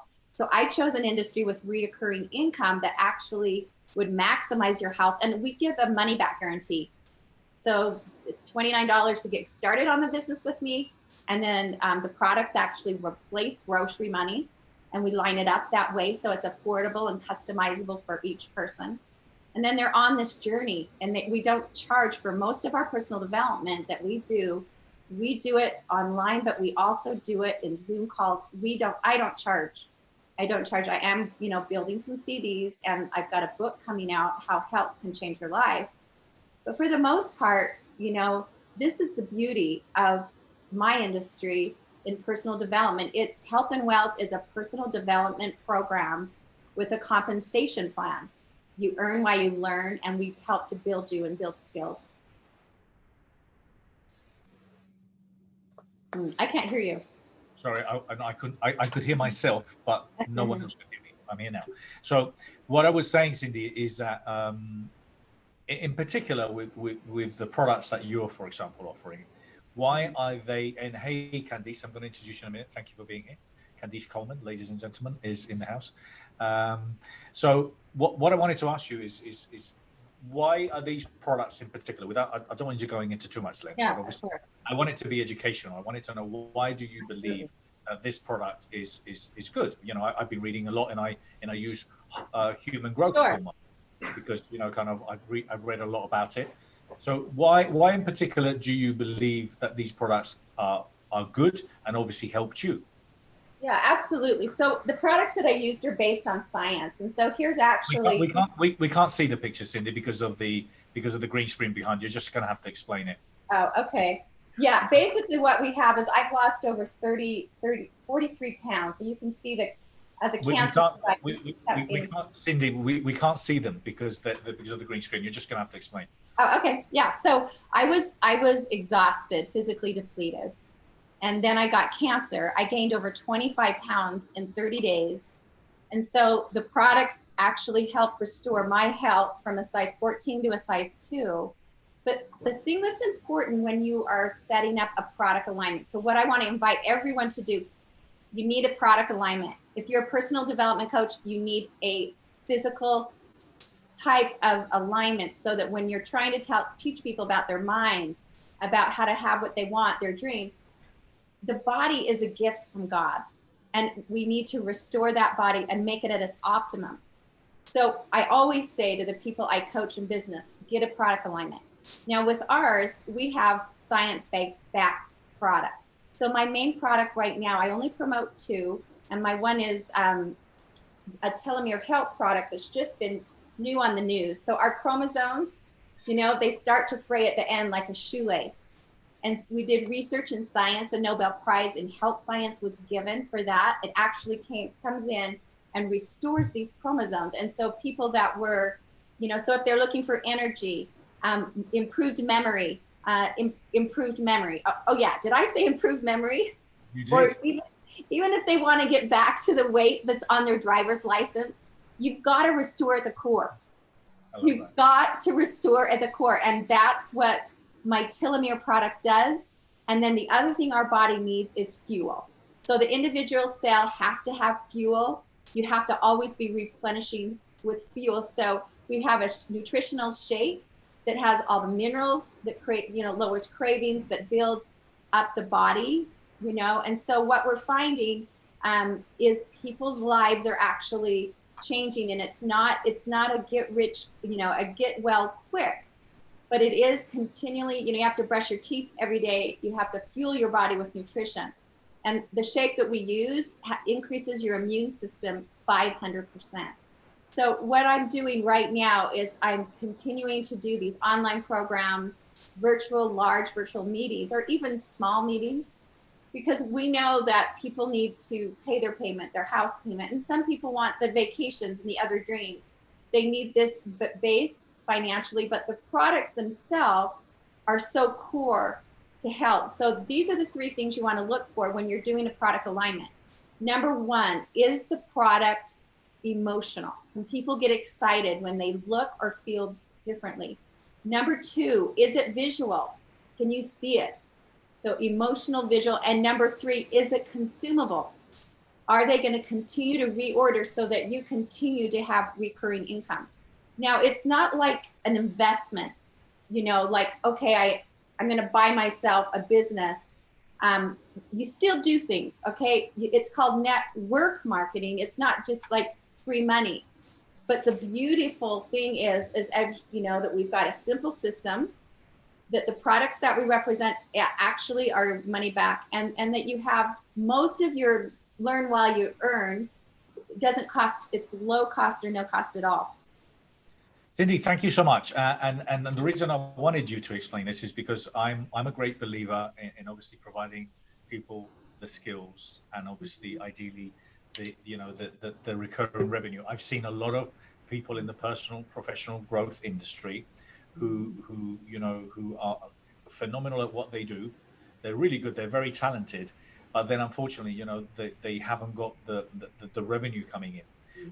And they haven't got the revenue. Now, ideally, it is about diversifying, but also my approach when it comes down to personal professional growth is the holistic approach. And what I mean by that is everything that you do, everything that you read, everything that you put through your mouth is who you are. So obviously, if you don't exercise, it's going to have an impact. If you don't eat, it's going to have an impact. If you don't bring the money in, it's going to have an impact. All these things are so important. So again, I'm simply just trying to provide people with tips and ideas. Cindy obviously has something that's worked for her. She's providing making a lot of sense as well. So Cindy, thank you so much for that, and I appreciate it. Can I add one thing that we do? I just need you just 1 minute. Amira, thank you so much for being here. I believe you've got to leave. Is there anything else you wanted to share before you leave? Yes. Go ahead, Amira. Go ahead. Okay. Yes, absolutely. So I was listening to everything that everyone was saying, and I was thinking about this particular juncture in time that we're in, and that there's real opportunities here. Big problem, big solution.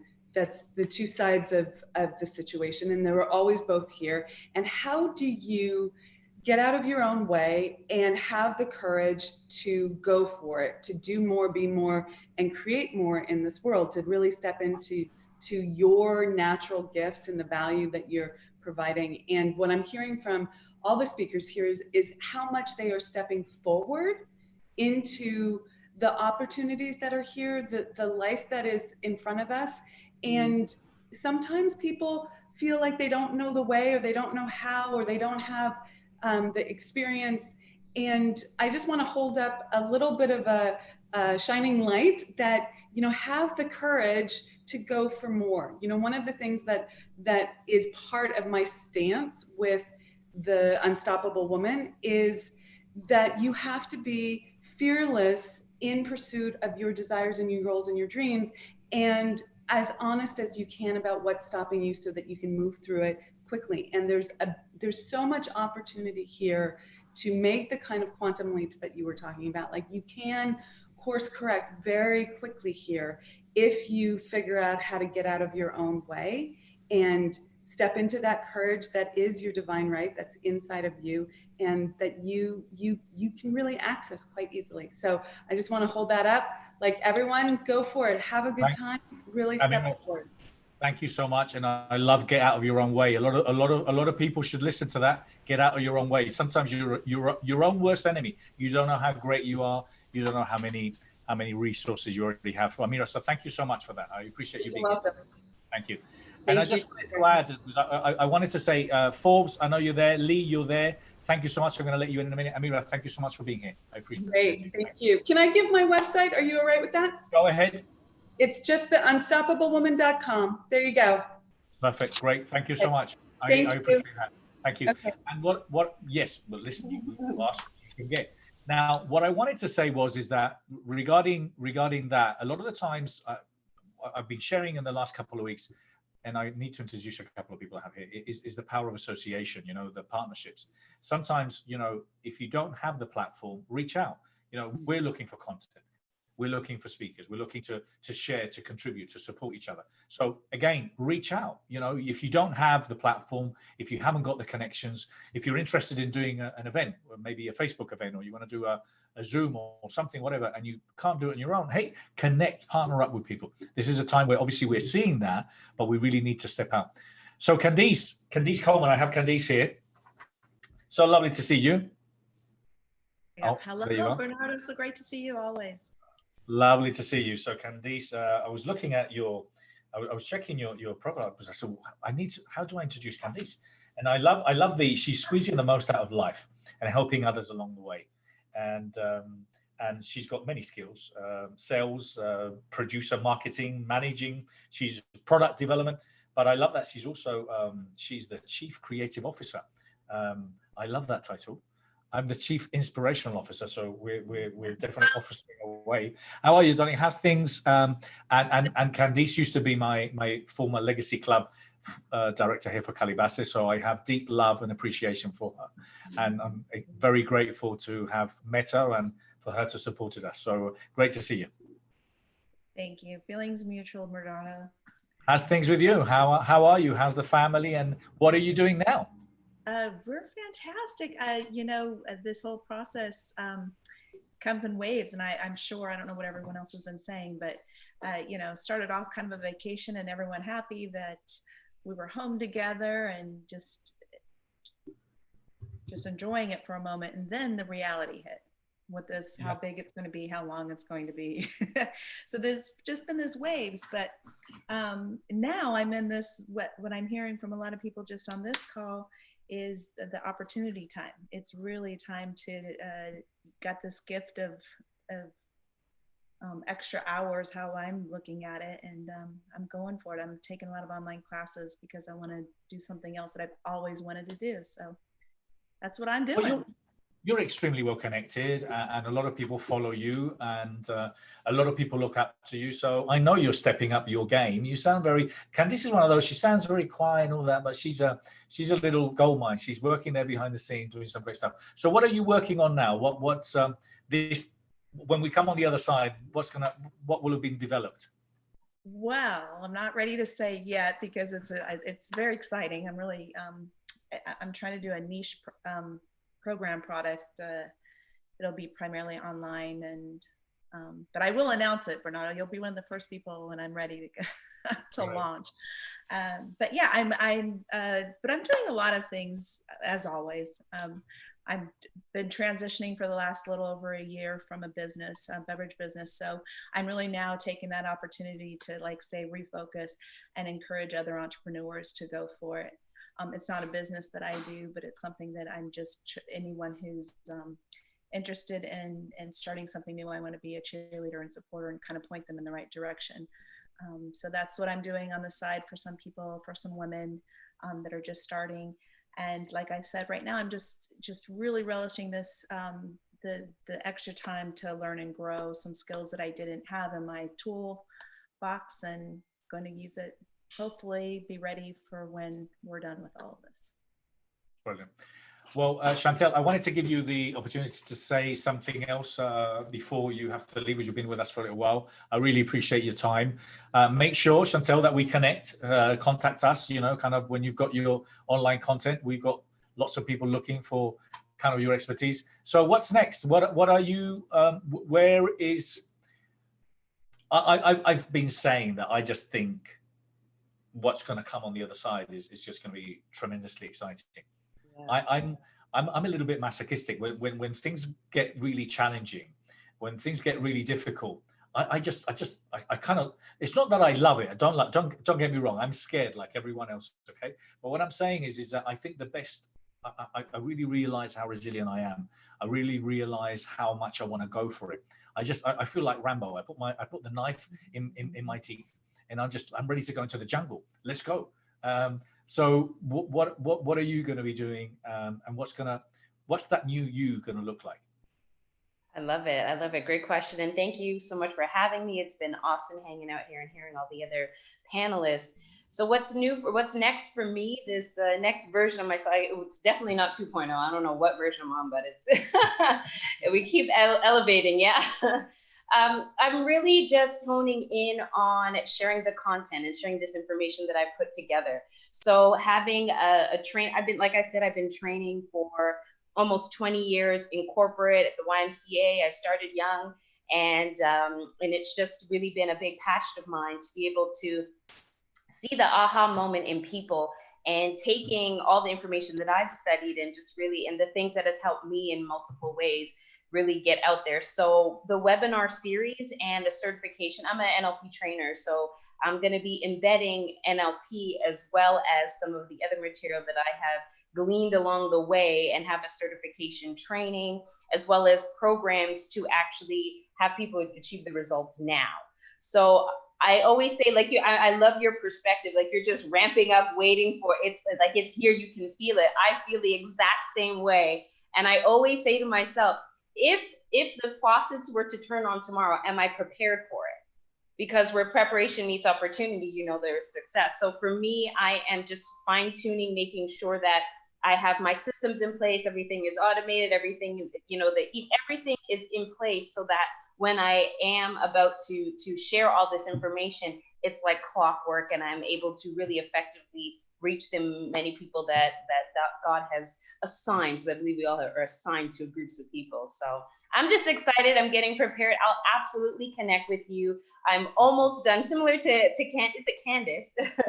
So similar to you, you know, just working on a few things, and I literally almost done launching this method. I'm calling it the Simone method, to life fulfillment or whatnot. But it's all in beta right now. But I will definitely launch that. And in the meantime, I have my Clear the Crap program that has been helping people remove the mental limitations. Is it called Get Rid of the Crap? Clear the Crap. I love that program. I mean, seriously, you can't get clearer than that. Yeah.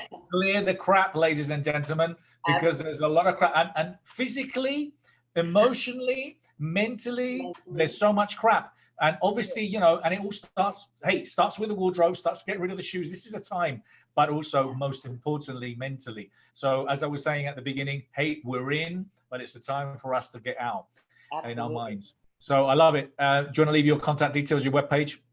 Absolutely. You can go to chantellesimone.com. There you can find about the Clear the Crap program. I'll be launching the methodology there. There's a free ebook that you can sign up for. It's the 3 myths to positive thinking that keeps us lying to ourselves. I'm all about truth. There's a lot of information that we have out there in the world, and I feel like it's almost like people give you pieces of the puzzle. 10 reasons why you should think positive, and the next line in Google is 10 reasons why you don't need to think positive.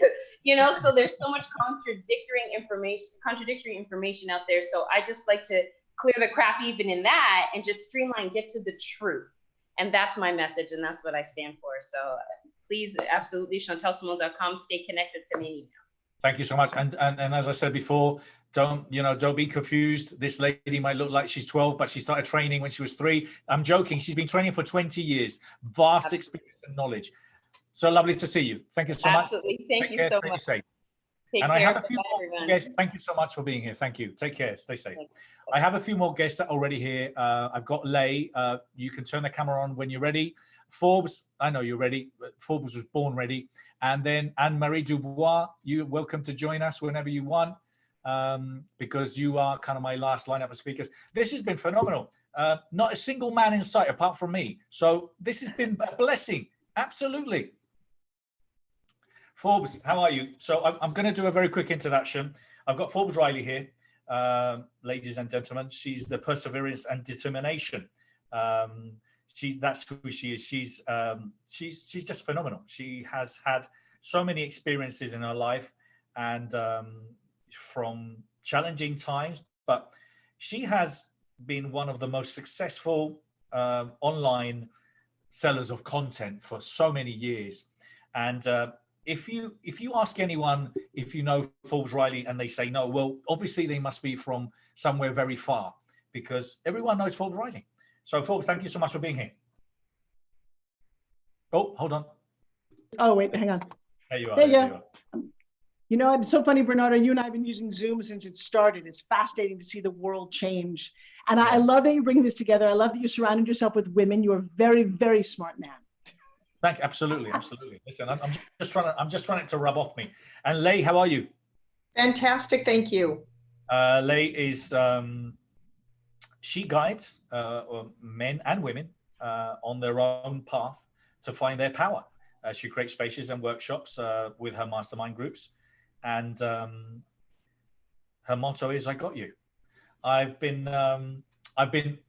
the pleasure of meeting Leigh it's Leigh, isn't it? Leigh, like Vivian Leigh. Okay, sorry, darling. I'm so sorry. That's okay. Leigh is something else that we don't talk about with 4 women and 1 man. Okay, sorry. Okay, Leigh, I'm so sorry. I don't mind either. I met her at the Legacy Club, and then I was interviewed for her podcast, and great energy, good banter, and lovely to have you here. How's things? And I've been loving a lot of the stuff that you've been doing online. Great fan of what you do, all of you really. So Forbes, let me tell you, how's things with you? I know I've been meaning to reach out to you with Josh and everything else, but I'm happy to hear that he's getting slowly, we're getting better. And yeah, for those of you, this is a very interesting time. This will make or break a lot of people, and the only thing that's going to change is your mindset. Everything around you has always been good, bad, or indifferent. January 2nd, my fiance, who you met, is a 3-time world champion international bodybuilder, best body in the world, literally unbelievable. Getting ready for the Arnold Classic. January 2nd, he's heading to the movies on his motorcycle, and bam, at 45 miles an hour, car bams into him. Thank God he was wearing a beautiful big fat helmet, his jacket and his Kevlar jeans. He was unconscious for 2 hours, massive surgery, and in the ICU for a week. He's now still 13 weeks later, shattered his foot, and he's not walking. So, it's interesting. So for someone like him, he was prepping for this big competition. I also think about all the athletes who are prepping for the Olympics this summer. We all had our issues, but imagine that you were training for that big moment in your life you may never get again, and bam, that's been taken away. So we've had a lot of adjusting. So all of January was very intense for us, and then this all happens. And I have gone on the roller coaster, but Bernardo, I'll tell you, I'm grateful that I suffered earlier in life, because suffering and challenges and shifting and pivoting is not unusual for me. I raised a little boy who was murdered after being in my life for 12 years. That was a big, big deal. I was an eyewitness to the Las Vegas shooting October 1st, 2 years ago. That had a big toll on my life. So now I am looking at the world and thinking, I've spent a lot of time at home, you guys. Welcome to my world. And I am finding the crazy joy in this. Now, I'm not saying if you're sick in a hospital, I've been there, that's terrible. But if you're healthy, I'm going to say it's your obligation to be happy, to smile, to giggle, to reach out, to be on Zoom and say, you know what? This is a cool time. And I actually watched Sharon Stone with no makeup on this morning in her home.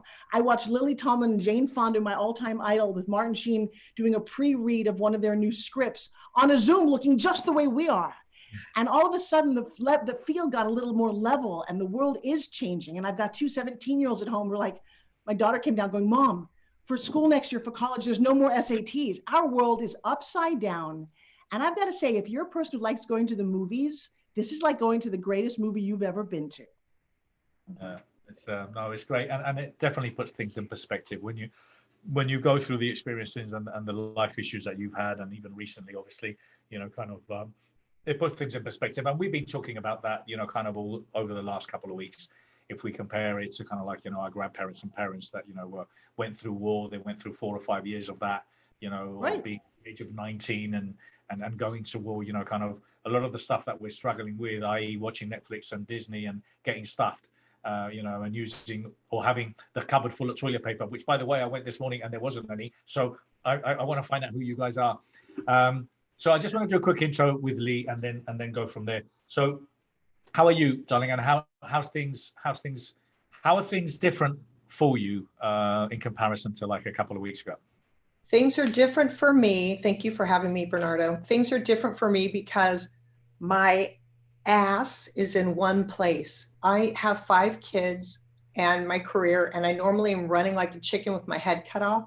And I'm so happy to not have to go anywhere, that I can do my work here, that I can sit with my children. And it's funny too, I found that I've been running around so much that it was awkward at the beginning to sit with my kids, because they were like, why are you here? And I'm like, because I have a second and I want to look at you. And they're like, I mean, I could probably do it a little different way to ingratiate myself, but it's been really interesting. I've watched my 2 older daughters become inseparable. They are in bed together. They do TikToks. They're like best friends. And my little 9-year-old girl has created this whole online world with her friends playing Roblox. But the coolest thing is that I have the 5 and they're all together. And what I'm really excited about for myself right now during this time is that I'm in the middle of a divorce from my beloved husband of 22 years, and I never thought that that would happen. And at the beginning, I was really struggling, and it was like my heart was ripped out, and I was trying to find my footing.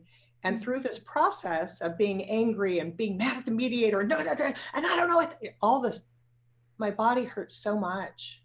And I thought, I'm lowering my immune system. I'm really causing myself dis-ease. I'm causing so much dis-ease in my body, I'm going to get sick. And so one day I made the decision, I'm done being angry.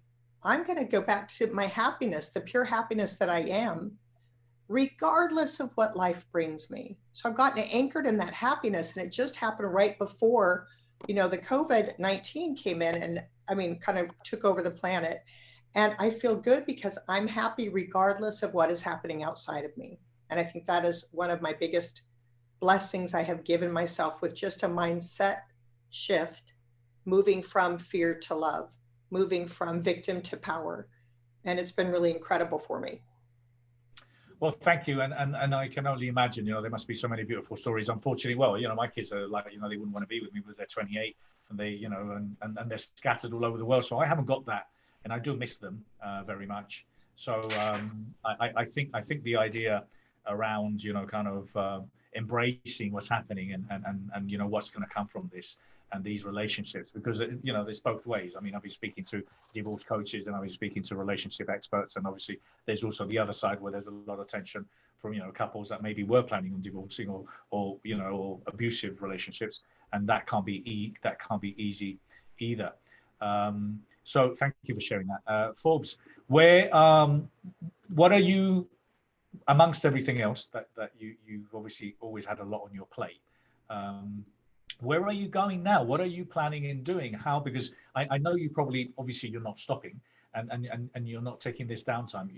What are you working on now? What are you doing now that you couldn't do before? You know what? One, and I love Leigh for saying that, is slowing down. I'm not on an airplane. My two 17-year-olds are home with me, and I am looking and loving at them so much, because right before this, my son couldn't wait to run off with his girlfriend, and my daughter was with her kids and our friends, and now they're mine, and I'm loving this. But I gotta, I know when we met at the event, I have a fitness product, and here's the crazy thing. In every industry, and every has a time and a season. I have been doing spin gym, for those of you who don't know what this is, for 10 years. I have sold more than 2.1 million of them on Home Shopping. And I've had my fair share of people laughing at me. Oh yeah, she's got that silly little fitness product that I've been, by the way, these are turning 60-year-old arms next 2 weeks because I do this crazy, I know, right? Hello. You look good. You look good, Forbes. Well, let me tell you something. I'm offering a free class. I've been doing this, and I meant to do this. I own a television studio down the street and a fitness studio, and I hadn't invested the time in like the last 2 years. Now it's all I'm focused on. I'm a descendant of Jack LaLanne. I've grossed $1 billion selling juicers around the world. I have my, my eating program that I'm a huge fan of, and a crazy journal for those people who are struggling. I've been doing this for decades, and all of a sudden people are going, wow, tell us, how do you get fit? You're stuck at home. And I'm going to invite all of you, including you, Bernardo. I know you've got a spin gym somewhere in some drawer. And here's what happens. You all took it from me, or kind of got, oh, fine, whatever, Forbes is doing that thing. Go in the drawer and find it. We now do a free Zoom training every day at noon for about 15 minutes. Now you tell me, Mr. Bernardo, what can you do for 15 minutes besides extreme sex, I guess, that would allow you to get super, super drenched sweaty in this little space behind your desk? I've got older, younger. I'm having the time of my life, because now people don't have an excuse. You can't get away from me. I see what you're doing. And now that I can see you around the world, I can tweak it. I can make it better. And you do this, by the way, if you're getting divorced, Leigh, you want to punch something, this is the most amazing way to do it. And you don't hit him with it. You just let out some energy. And then I take people. I know, it's great. It is literally great. It's called a spin gym. Go to the website. All my classes are free, Bernardo. It's about giving away things that I've always wanted to do. And so certain industries like toilet paper and hand sanitizer are exploding. Home fitness is exploding. Yeah, and I'm loving it, because I needed people to know that this was available, and they're more open and accessible than ever before. So I am coaching and teaching. I'm giving away free books. I'm talking about philosophies. And you know me, I love being out there and doing this. This has made the spotlight on those of us who are action leaders, not just thought leaders, but teaching people and helping people so much more accessible. And I love the Zoom format. I mean, Bernardo, where are you right now? Yeah, I'm in Santa Monica. Great. And I'm in Tampa, and we're in the same arena. You could be in London. I've talked to people in India, in China. So every day at noon for 15, 20 minutes, you take a lunch break wherever you are in the world. Maybe it's 9 a.m. your time. You give me 15 minutes and I'll give you your sexy back. I love you. And I think one of the things that kind of like, Forbes has done, and not only with the product range she's done, but I think it is also, and this is very current, we've been talking about making sure that we are, if we haven't, diversify and adapt to kind of the new reality. And obviously, the product that you have has been you've been offering it online, you've been selling from television for a long, long time. So, those are the things, that's the thing that people need to understand now, that you have to either get involved, you have to adapt, use, and obviously implement, new things that can help you stay current. So Leigh, what are you doing, apart from obviously having fun with the family? So I'm sure what you're doing is you're probably getting on, I know I'm assuming here, are you getting online and still getting some stick? And stick, this might be an English expression. This is a stick, and I mean, it from a place of love. I'm saying, are you giving stick? Are you saying it as it is? And are you coaching your people with kind of like, how to? My podcast is called Messy Imperfect Life with Leigh, and I love the mess of life. I love my mess because I know it's just showing up to teach me. So with this whole pandemic, the whole thing is like, this is history. This is what happens. How will I show up? And I think that's the only thing we have control over.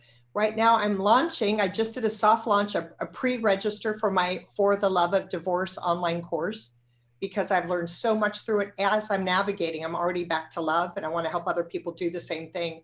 And a lot of the principles that I have in my program can be applied for all the big tidal waves that come up in our life. So it's pretty amazing. You can find that on my website, which is my name. It's www.leigh.la.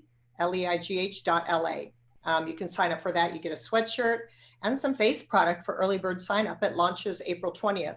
I also do my online Facebook series. I just do lives every day, and they're called Daily Immune Boosts. Just giving people a nugget every single day to keep them uplifted.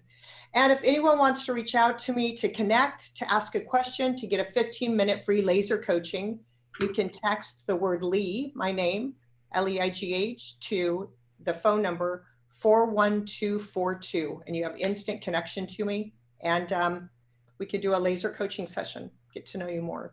And all the work that I do, Bernard, is letting myself and other people know you are not alone. And I've got you, and I love you, because we're all connected. Thank you, and thank you so much, Sonny. And I know there's a lot of that going on. There's some just beautiful generosity, and a lot of people obviously sharing a lot of love out there. I just want to bring in Anne-Marie Dubois, who's here. Anne-Marie joined us a couple of weeks ago. Anne-Marie was going to be speaking at the Expo as well. Anne-Marie is a stylist and author dedicated to connecting women with their inner power and superstar personality. She's from Chile, a spiritual superstar herself, based in Los Angeles. So I loved Anne-Marie. She was with us last week, and some of my guests last week was talking about Anne-Marie, which is not your case, that they have their morning PJs and their night PJs, okay? And obviously you don't. That's just not right. We have to make an effort. Now that there's no commute, now that you don't spend an hour and a half traveling and commuting somewhere, the minimum you can do is what you ladies do. You look amazing, okay? And a lot of you guys, you don't. You just simply have the morning PJs and the night PJs. Make an effort. Marie, give us some advice. Hi, everybody. Thank you so much, Bernardo, for having me. Well, I'm so happy to be here. The sun is out in LA finally after a lot of rain, and I'm wearing yellow. And I feel lots of energy. That one of my biggest messages for everybody is, I know how easy and comfortable it is to stay in your PJs the entire day, especially if it's raining and it's gloomy and moody, But definitely it's a mood buster. Every time that you start getting dressed, you feel confident and better about yourself. And especially during this time, mindset is everything for us. And I've been teaching a lot of people, because there's a lot of people, especially in my country and here too, they're working from home. So you have a lot, you get to show up your best for your Zoom calls or conference meetings. So definitely teaching them how to look your best on camera. Also, to feel good about yourself, to dress for the job, dress the part. So that's what I've been teaching a little bit right now. So I'm giving 5 tips on how to look your best on a Zoom call and conference call. Yeah. That's great. And very needed. And again, some of you guys that obviously, don't make the effort as a lot of the ladies do. My other recommendation to a lot of you is put some pants on, because I've seen people stand up all of a sudden like they're in their pants, so guys, make an effort. And I'm wearing heels. I don't need to wear heels, but that makes me feel better, I'm showing up. I'm not wearing any pants, and that makes me feel better. You are a dirty bird, Forbes. Oh, no, it keeps you attentive. It keeps you attentive. Yeah. Well, but whatever makes you feel, it's only the feeling. But as long as you feel good about yourself, that's all. That's all we need right now. Feel good about yourself. Rise your energy vibration into a better and positive one. Well, I think one of the beautiful things that's going to come from this is obviously, kind of like, first of all, is identifying. I mean, you said something there, Forbes, about, thought-provoking leaders or then action leaders. I think this is the time when we're going to see those that are really coming at the forefront and making a difference. But also, I think I'm extremely excited about kind of where this is going to go and the other side, what's going to come from this, because it will be, or this is a game changer, these relationships, friendships, alliances that are coming from this. But also, I think, if anything, we're going to have more clients than ever. Anyone that's a coach, that's a trainer, that's a therapist, there's going to be a lot of people that, even when the COVID-19 has disappeared, they're still going to be at home in their PJs. They're not going to go out. People aren't going to still carry on ordering takeaways, because there's going to be so many people that are still going to have that anxiety and that fear. Unfortunately, and I was saying before that, change happens quickly. Either dramatic change happens quickly, or good change also can happen quickly. So I think kind of those that can't visualize that things are going to get back to normal, a different normal, I get that. But I'm saying is, have to believe that, we will. It might be. And I think, Bernardo, I think all change is good change. All change is good change. Absolutely. Forbes, what are you? What's your thoughts regarding kind of like, what's the difference that makes the difference in kind of in our field? Okay, because this is not only for people that are watching. This is for people that should have a sense of responsibility. Well, and I actually do need to jump off quickly. I've got something I've got to run to, and this has been so brilliant. And I treasure you, Bernardo, from the first time I had dinner with you in Los Angeles. Thank you for being such a big, generous heart. There is something that I am working on, though, that I think is a give back to everybody.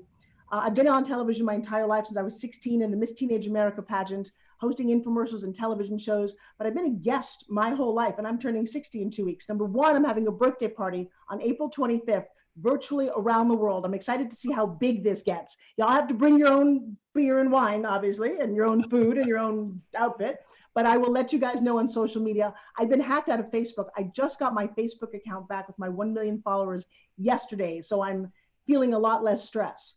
But I created a thing called OPP Challenge, which, like Leigh's, will be launching in a little bit, called the Other People's Podcast. I want to teach people how you can leverage for free whatever expertise that you have. And this is the thing that I'm going to dig deep with people, because they don't realize what they've got. And I don't care if they're a quilter, they know how to bake, they're a dog walker, or it doesn't matter what your expertise is. Odds are you're not a very good guest on a show because you're not used to that. A lot of your guests, Bernardo, who are speakers, came with a free gift. They're engaging, they talk to the camera, they have a good setting. So I'm going to start teaching that from my point of view of how I've managed to be on television. And I've grossed $2.5 billion between infomercials and home shopping. People, I know, right? You just Google my name, I'm everywhere. But here's the thing, I can teach that. And people didn't realize how much they needed it. Bernardo, we have speakers come to us. Well, no, I don't want speakers. I want somebody who knows how to do hair coloring at home, who knows how to do internet, so whatever their expertise is. And I want to teach them to be the most engaging guest, because just like you taught our girl from Chile, you invited her back. If you're a good guest, you invited back, and we are all actually leveraging each other's fan base. And I don't think people who work for other people thought like we do. So to really embrace, Bernardo, I think you and I and everyone on this call has been a step ahead in this odd direction that we're all now running to. You know, there were 20 million people on Zoom last week. Now there's 200 million. Okay, they need to learn how to be fun and engaging and interesting, and also how they monetize their message. I love that our girl with clothes is monetizing that she's a stylist. This is the most, you're monetizing your divorce. So many people need that. So my skill and my greatest gift to everybody is being able to teach you how to become your best guest. Crazy thing, but I'm going to tell you, it will change a lot of people's lives where they didn't realize they could actually make money from something they take for granted. Well, that is so needed, Forbes. And one of the things that I will say when it comes down to learning, because there's a lot of things out there. There's a lot of people, you know, who talk a good talk, but necessarily haven't had that walk. And you've had the walk, the talk, and the walk many times. So no, and with no pants on, it's pretty amazing how I can get this. Show yourself. You keep bragging about that. Show yourself. I just might have to stand up. Oh.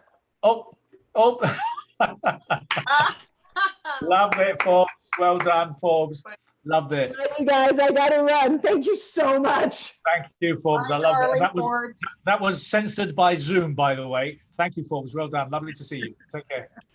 I liked her. I did too.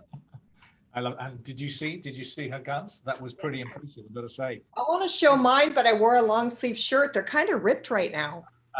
Leigh, I love you, darling. Let's just let Forbes show her. I want to get in Forbes arm competition. I love it. And Marie, what are you doing now?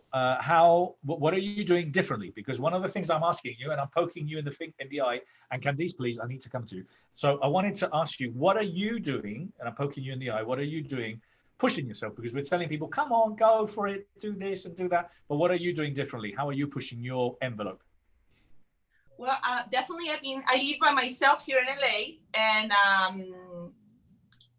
I've been staying on a very creative flow and not letting my thoughts to stop me, like getting out of my own way. Because before I had so many excuses on not creating videos from home, or I need a videographer or a photographer to do things outside. And I have no excuses anymore. And I'm pushing myself. I started my own Instagram show every Monday and Wednesday, inviting different people called spiritual superstars, actually, because I'm building this community around fashion, spirituality, and empowerment. So I have guests from meditation or sound bath experts, or actors, or musicians, or fashion experts. So different people that are nurturing us with their expertise. So that's been very fun. And I've been meeting a new and interesting people. So that's been really fun. But definitely staying in a creative flow. I've been getting very creative. I don't know how. To be honest, this week I start feeling a little bit, oh my God, it's been just 2 weeks. And I'm like, oh my God, when is this gonna end? So I got a little bit of anxiety. But every time that I go into that anxiety, I go back into my breath work, my meditation, and all the tools that I've been learning, because there's no excuses. There's no excuses. We have so much that we can learn. There's so much to learn.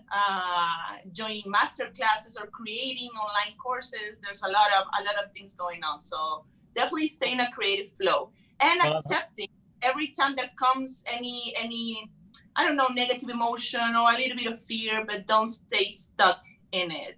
Just accepting the emotions. And look, I was saying that at the end of the day, it is difficult or, you know, challenging sometimes to stay completely positive. And because, you know, a lot of people think, oh, you're in personal development, you got all the answers. No, you know, hey, we feel. So sometimes you're going to get a little bit sad, a little bit depressed. But I'm just saying, look, if you've got to complain or you've got to moan or whinge, do it for 10, 15 minutes, then get on with it. You know, because complaining at the end of the day is a form of negativity. For those of you that may not know, that's the reality. But anyway, I just wanted to tell you, Anne-Marie, that they just announced today that we're going to be in lockdown for another 6 months. No, I'm only joking. You see, now you feel better. Now you feel better because it's only 2 weeks. You see what I did there? So, yeah. Candace. Wait, I want to say something that in regards to what she said, when she was talking about worry and stress. Go ahead. So I have these two little things. When in worry, when you're worried about something, that's breaking down your immune system, because worry doesn't do one thing positive, it just hurts your body. So anytime you're in worry, pray. So if you're worried about the doctors, pray for them. I mean, that flips it instantly to a positive, higher level of energy, and it sends out love. And then when you're in stress, be of service. Do something for a neighbor, do something for your children, do something for yourself, but be of service, or give, free, live, whatever. But it gets you out of that. And anytime you're down in here, this energy, all of those decrease our immune system. So instant immune booster is be of gratitude. So every time I get funky, I just stop and I'm grateful for my perfect radiant health. I'm grateful for my, Great tips. Thank you. Thank you so much, Leigh. I think the challenge is also, Anne-Marie, because I was talking kind of like, my mother-in-law, who's, she's 80 something, she's in the UK, she's on her own. So, I think it's a different experience. Obviously, if you are on your own, I'm kind of, I'm the same case. So, it's a little bit more difficult sometimes. I got to say, here in LA, we've had a couple of days rain. At least the beautiful thing we have is just, it's lovely outside, so you can walk, you can go around. But it is what it is, and I think at the end of the day it will pass. It's just a matter, hopefully now, of weeks, but it's taking one day at a time. Candace, so where I know you can't share anything of what you're going to be bringing, but I can feel you're working on something that's going to be very exciting. What are you experiencing with your kids, and obviously connecting with them, because you have them there, and what are you experiencing with them, and how is that growing or evolving? And obviously one of the things we were talking about, with couples and with kids, is about communication. I was joking about a friend of mine before, my friend Paul Boris, that he leaves his kids in the car. So when he gets annoyed with them, he puts them in the car. He puts them sometimes in the boot, which I think is too much. I'm only joking, okay? Because some people think I'm serious. Now, what are you doing? How is the atmosphere at home? Because obviously there must be different moments. I'm so extremely thankful that this happened when my kids are a little bit older. I have teenagers, and I also, fortunately, my son was able to fly home. Literally, he was living in New York for a contract, literally like one of the last days to get out of New York before it really hit hard. Mm-hmm. So true blessing. To answer your question, we come together for dinner and maybe a movie, but then we all kind of have our own space, and we all kind of retreat and do our own things. Then we come in. So it's like this breathing, we're just expanding and contracting. And that's how I feel that's how we're dealing with it. Everyone's doing well. I'm always checking in on their mental. My son the middle son is a senior, and all of these, that was ripped away from them, the graduations, the proms, and all of that. And that's a big bummer. And I keep on checking in on him and asking him to write about it. I challenged him to write down his feelings about it so he can get it all out and deal. And he accepted the challenge. So that makes me thrilled. And just trying to celebrate that part. But you know what I'm saying? Trying to celebrate him still and his accomplishments. Anyways, but we're just focusing on just prioritizing different things in our lives. Like what I'm telling everyone to do is to create a balance. Focus on school, leave that. Focus on health, focus on mental, focus on taking time on TikTok and all that stuff. And that's just really what we're doing, keeping a balance. That's the end of my... Thank you, darling. Well, thank you for sharing. And I remember, obviously, in one of the Legacy Club meetings, I came across this the other day when I was speaking to Jeff Hoffman from Priceline, which was a fantastic interview. I recommend anyone that hasn't listened to my interview with him should listen to. And one of his life-changing moments was when a couple of friends of his, actually, one was 42, another one was 37. They both passed away, and he wrote down, kind of what would people say at his funeral, and it was a bit of a game changer. And I think one of his friends, who actually just died of a heart attack, was a bit of an adventurer, and he Jeff was saying to him, I wish you didn't do what you do, because he was a mountaineer. He did a lot of risk sports. And he said to him before, obviously he passed away, he said that he would prefer to live a life of 40 years old, but live a full life, than actually, living a life and reaching till 90 without pushing the boundaries. I think this is a perfect time, for anyone and everyone that's at home to make, to write your own eulogy down, or write 2 eulogies down. One, continue to do the things that you're doing right now, where you're just literally going to carry on doing the same things, or this, you take this as an opportunity to do the most wildest and most amazing things, and that should be that should help you. That should give you some insight, shouldn't it?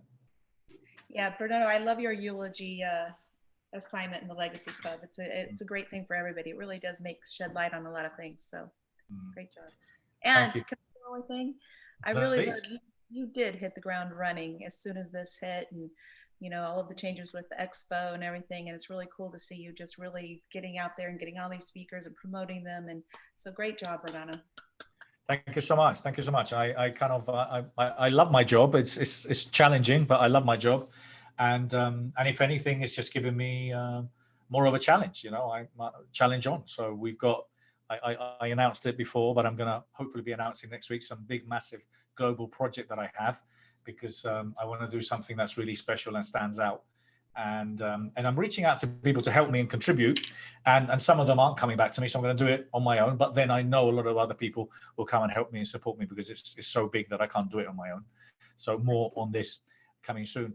Leigh, what's your last thoughts regarding what to do, where to go, what not to do, what to read? I've always been asking a lot of my guests, which I didn't ask this morning, kind of recommended reads. At the very beginning, when it was all starting and I was doing my first Facebook Live series, I had these 5 steps for inner peace during outer chaos. And the first one is be your own thought boss. Stand guard in front of your mind. When it opens, to let information and look at it. Is it loving? Will it help you? Will it benefit? Will it elevate your immune system? If it doesn't, shut the door. Say hell no, don't let it in. Stand guard of what you let into your mind. And then I say, get and stay educated, because I go to a neutral source. I either go online to World Health Organization or CDC just to see what they're saying, the current thing. And then I make a game plan for me and my family using that neutral information, not hearing it on the news and spinning 100 death stories after. So I keep it very clean in my mind. I don't let a lot of crap in. And then make a game plan and stick to it. So after you get educated, you make a game plan, you don't deviate from it. And practice mindfulness, because it's such an instant way. By the way, I just executive produced a film called The Mindfulness Movement documentary, and it's out right now. It was going to have a release in New York, but now it's out. You can go to the mindfulnessmovement.com and click it and rent it. But they had a global watch party yesterday. But anyway, mindfulness, the simple thing of when you wash your hands, to feel the warm water. We were supposed to wash for 20 seconds and people are singing, but actually just feel it. And I have really lovely soaps, and to smell it and to come into the moment, because that current moment, what we have right now with us, is all that exists. Everything in the past is gone. The future doesn't exist. It's just what ifs and how our mind's spinning. So if we can stay in the present moment, it's so powerful. And then love and compassion. So I send love, I pray for people like that. And I also have deep compassion for what people are going through. And I think that all of these are just not only immune boosters, but world-changing simplicity. Like when all this happens, we got back to washing our hands. That's the most wonderful gift we can give ourselves and the planet. It's washing our freaking hands, but we had to get, this pandemic to remind us. Yeah. And then practicing gratitude. It's the biggest immune booster. It's free, it's easy. And it's just taking a moment to go, I'm in deep gratitude for this moment with you guys right now, for beautiful Candace's face, for Bernardo, for this hot gal over here in the yellow dress. I don't have my glasses on, so I can't say your name, young lady. Anne-Marie, like, it's such an honor to be here with you right now. I'm in deep gratitude for it. And all of that makes my body feel good. And I love that my truth is positive and it's happiness, and it's choosing that regardless of what's going on around me. Thank you so much. Very, very nice and very valid points, all of them. I concur, completely agree. I think there's a lot of people that are tremendously obsessed with the news, I'm the same. I go in, I have a quick look, and then I'm out, and then I don't want to know anymore. I mean, because I don't think they're going to tell you tomorrow to wash your hands 21 times or 23 times. You know, that's done, got that, next. And then, you know, get the essential basic information you need, move on. We were talking about previously about gratitude, actually, and Shantha shared a beautiful tip, which I'm going to implement, which is a gratitude jar, which is about writing and making a note and putting it into a little jar, and then just reading it at the end of the year with your family, and each one can have something and write it down. So grateful is a great one. Can I get some clarity on that, Bernardo? Yes, on. Every time you have a gratitude, you put it in that jar, and then at the end of the year you have 700 to read? No, basically the idea around it was we were talking about the same thing, is waking up every day and being grateful and spending time to write things you're grateful for, or, you know, or ringing. I like it. But she was sharing about the idea that they, at their home, each and every one of them in their family, they have a gratitude jar. So they literally they put a message in every day, and then what they do is they all get together and they read what they're grateful for.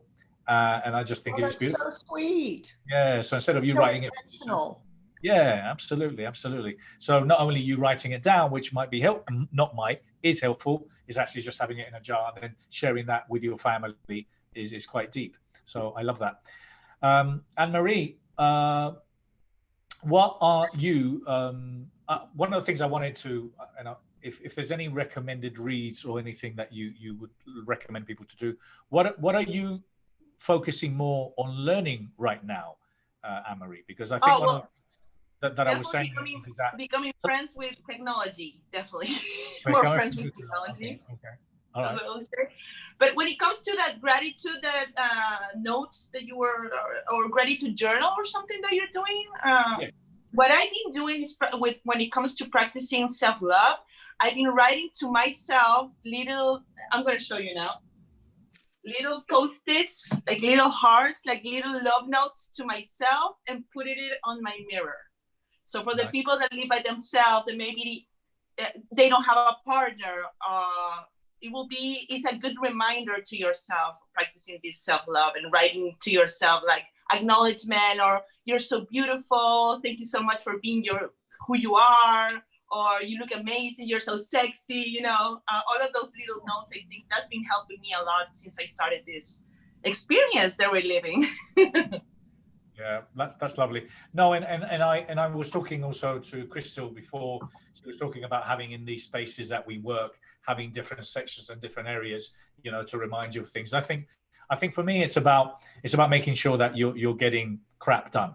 You know, it's making sure that you compartmentalize certain hours of the day to do things, you know, not be too strict about it, but make sure you're getting through it, you know, because there's a lot of stuff on Facebook now. There's a lot of stuff on social media. There's so much content to watch, so many things we want to do, but we just need to make sure that we're doing it all. And it might be that you allocate specific days to do specific things, or specific times in the morning or in the evenings. But I think it's about being firm and strict around it. And I get it. If you have a family, it might be a little bit more difficult, but I think that's one of the important things. Bernardo. Yes. You know, everyone has to create a system that works for themselves. And, you know, like I said, the first couple of weeks was a little kind of wishy-washy and getting lost in social media and all that.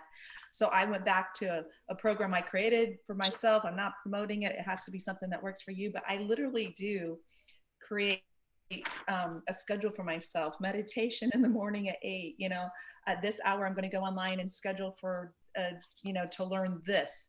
Whatever, but I have to do that, or else I get pulled by the TikTok or the you know, something in the family. Look at this, you know. I just very disciplined now. Yeah, and all this new technology is so difficult to catch up as well. You know, I love technology, but it's difficult. I mean, like this one. So we've got it on Zoom. From Zoom, I've taken it to YouTube Live, and then from Facebook Live, I'm sharing my screen, so it's on 3 different platforms. I need to. Last week I forgot to record. Luckily, I had my pants on, Leigh, because I forgot to record. I stood up. I went to the kitchen. I put the kettle on, and I came back, and it was still recording. I forgot to turn one of the Facebooks off. Luckily, I didn't do anything. You know, no wind came out. You know, it was all good. But I did see a video somebody did a Zoom chat, and a guy stood up with no pants on. I mean, he could see everything. And he walked around. He didn't know he could be seen or something. He thought his camera was off. He was completely naked. And the whole office was like this. That's what I was hoping for today, Bernardo. Was he worth looking at, Leigh, or not? Was he worth looking at or not? No? I don't know. No, it's something you couldn't unsee from what you've just told me. I was watching on my phone, so he was small and kind of far away. I didn't get a good look like that. I could hear. And you didn't have your glasses on. Well, that helped, luckily. You know, if he was good looking, then I'm sure you would have seen him anyway. Anne-Marie, can I say something to Anne-Marie? Please go ahead. I think it's so precious that you write your self-love notes. I think that that is so fantastic. And just for all of us to remember, I'm smashed in here with a ton of people, but so many people are really alone and isolated. And I don't have ever a time to feel super alone because my kids won't stay off me, except right now. So I just want to honor you for making such beautiful self-honoring choices for you while you really physically are alone, even though none of us ever are because we're all connected. But I just want to just acknowledge how cool that is that you're finding ways alone to take care of yourself. And I think that's the biggest gifts we can give ourselves is when we take care of ourselves first, then we can take care of those around us. So nice work. Thank you. And this is the time to work on having the best relationship with yourself. Yes. This is that time. So thank you so much for that. And I want to say one more thing to Candace, because you touched my heart too when you were talking about your son who's a senior. My daughter's a senior, and I have not been honoring her accomplishments at all. And she's not going to have a graduation. So it's such a nice reminder for me to take the time to slow down and to acknowledge her for the work that she's done and the beautiful dress that we bought for her graduation that she can't wear. And, you know, all that stuff. You inspired me to bring light to that. Well, I want to thank you so much. Any finishing words, anyone, before we finish? I appreciate you, Bernardo. I'm happy to have been included today. I love the work you're doing and keep leading us forward.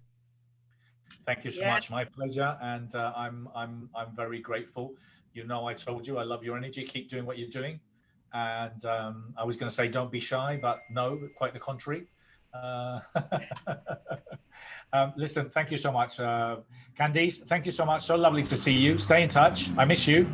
And Anne-Marie, encantado de verte. A María es de Chile, entonces voy a hablarle en español un poquito. Hasta luego, bonita. Bye, everyone. Thank you so much. Thank you. Thank you so much. Anne-Marie, I will be in touch with you very soon. Thank you so much for being here too. Is there anything, any last message you want to share? Just tons of joy and love, that the best virus is joy. The most contagious and beautiful one is joy, and don't get into the fear virus that doesn't serve us. So that's it. All right, well, listen, thank you so much. Yeah, okay, take care. Thank you so much. Bye, Anne-Marie. And I want to thank anyone and everyone that's been listening, watching today. It's been a great bunch of people that have been joining me today, and I'm extremely grateful. I think every time that we get together, we share some great insights. I appreciate there's a lot of content out there. This is maybe a perfect opportunity for you to maybe just listen to the recording at a later date, but there's always some golden nuggets in every time, every occasion that we have. So if you're interested in working with The Best You, please make sure you get in touch with us at bestju.co. If you have some content that you would like to share, you have some content that you would like to share with us, please, again, send us an email to info@thebestyu.co.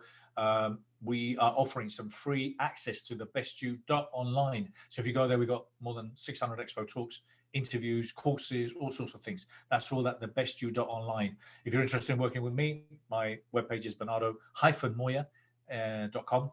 I'm working with all sorts of people, coaching, mentoring. I've got all sorts of programs, but apart from that, I've got lots of great resources, webinars, interviews, all sorts of things. I'm going to be here in the coming weeks. If you're interested in finding out more about anything that we do, I'd love to work with you. But in the meantime, take care, stay safe, and may the best be with you. Take care. All the best. Bye.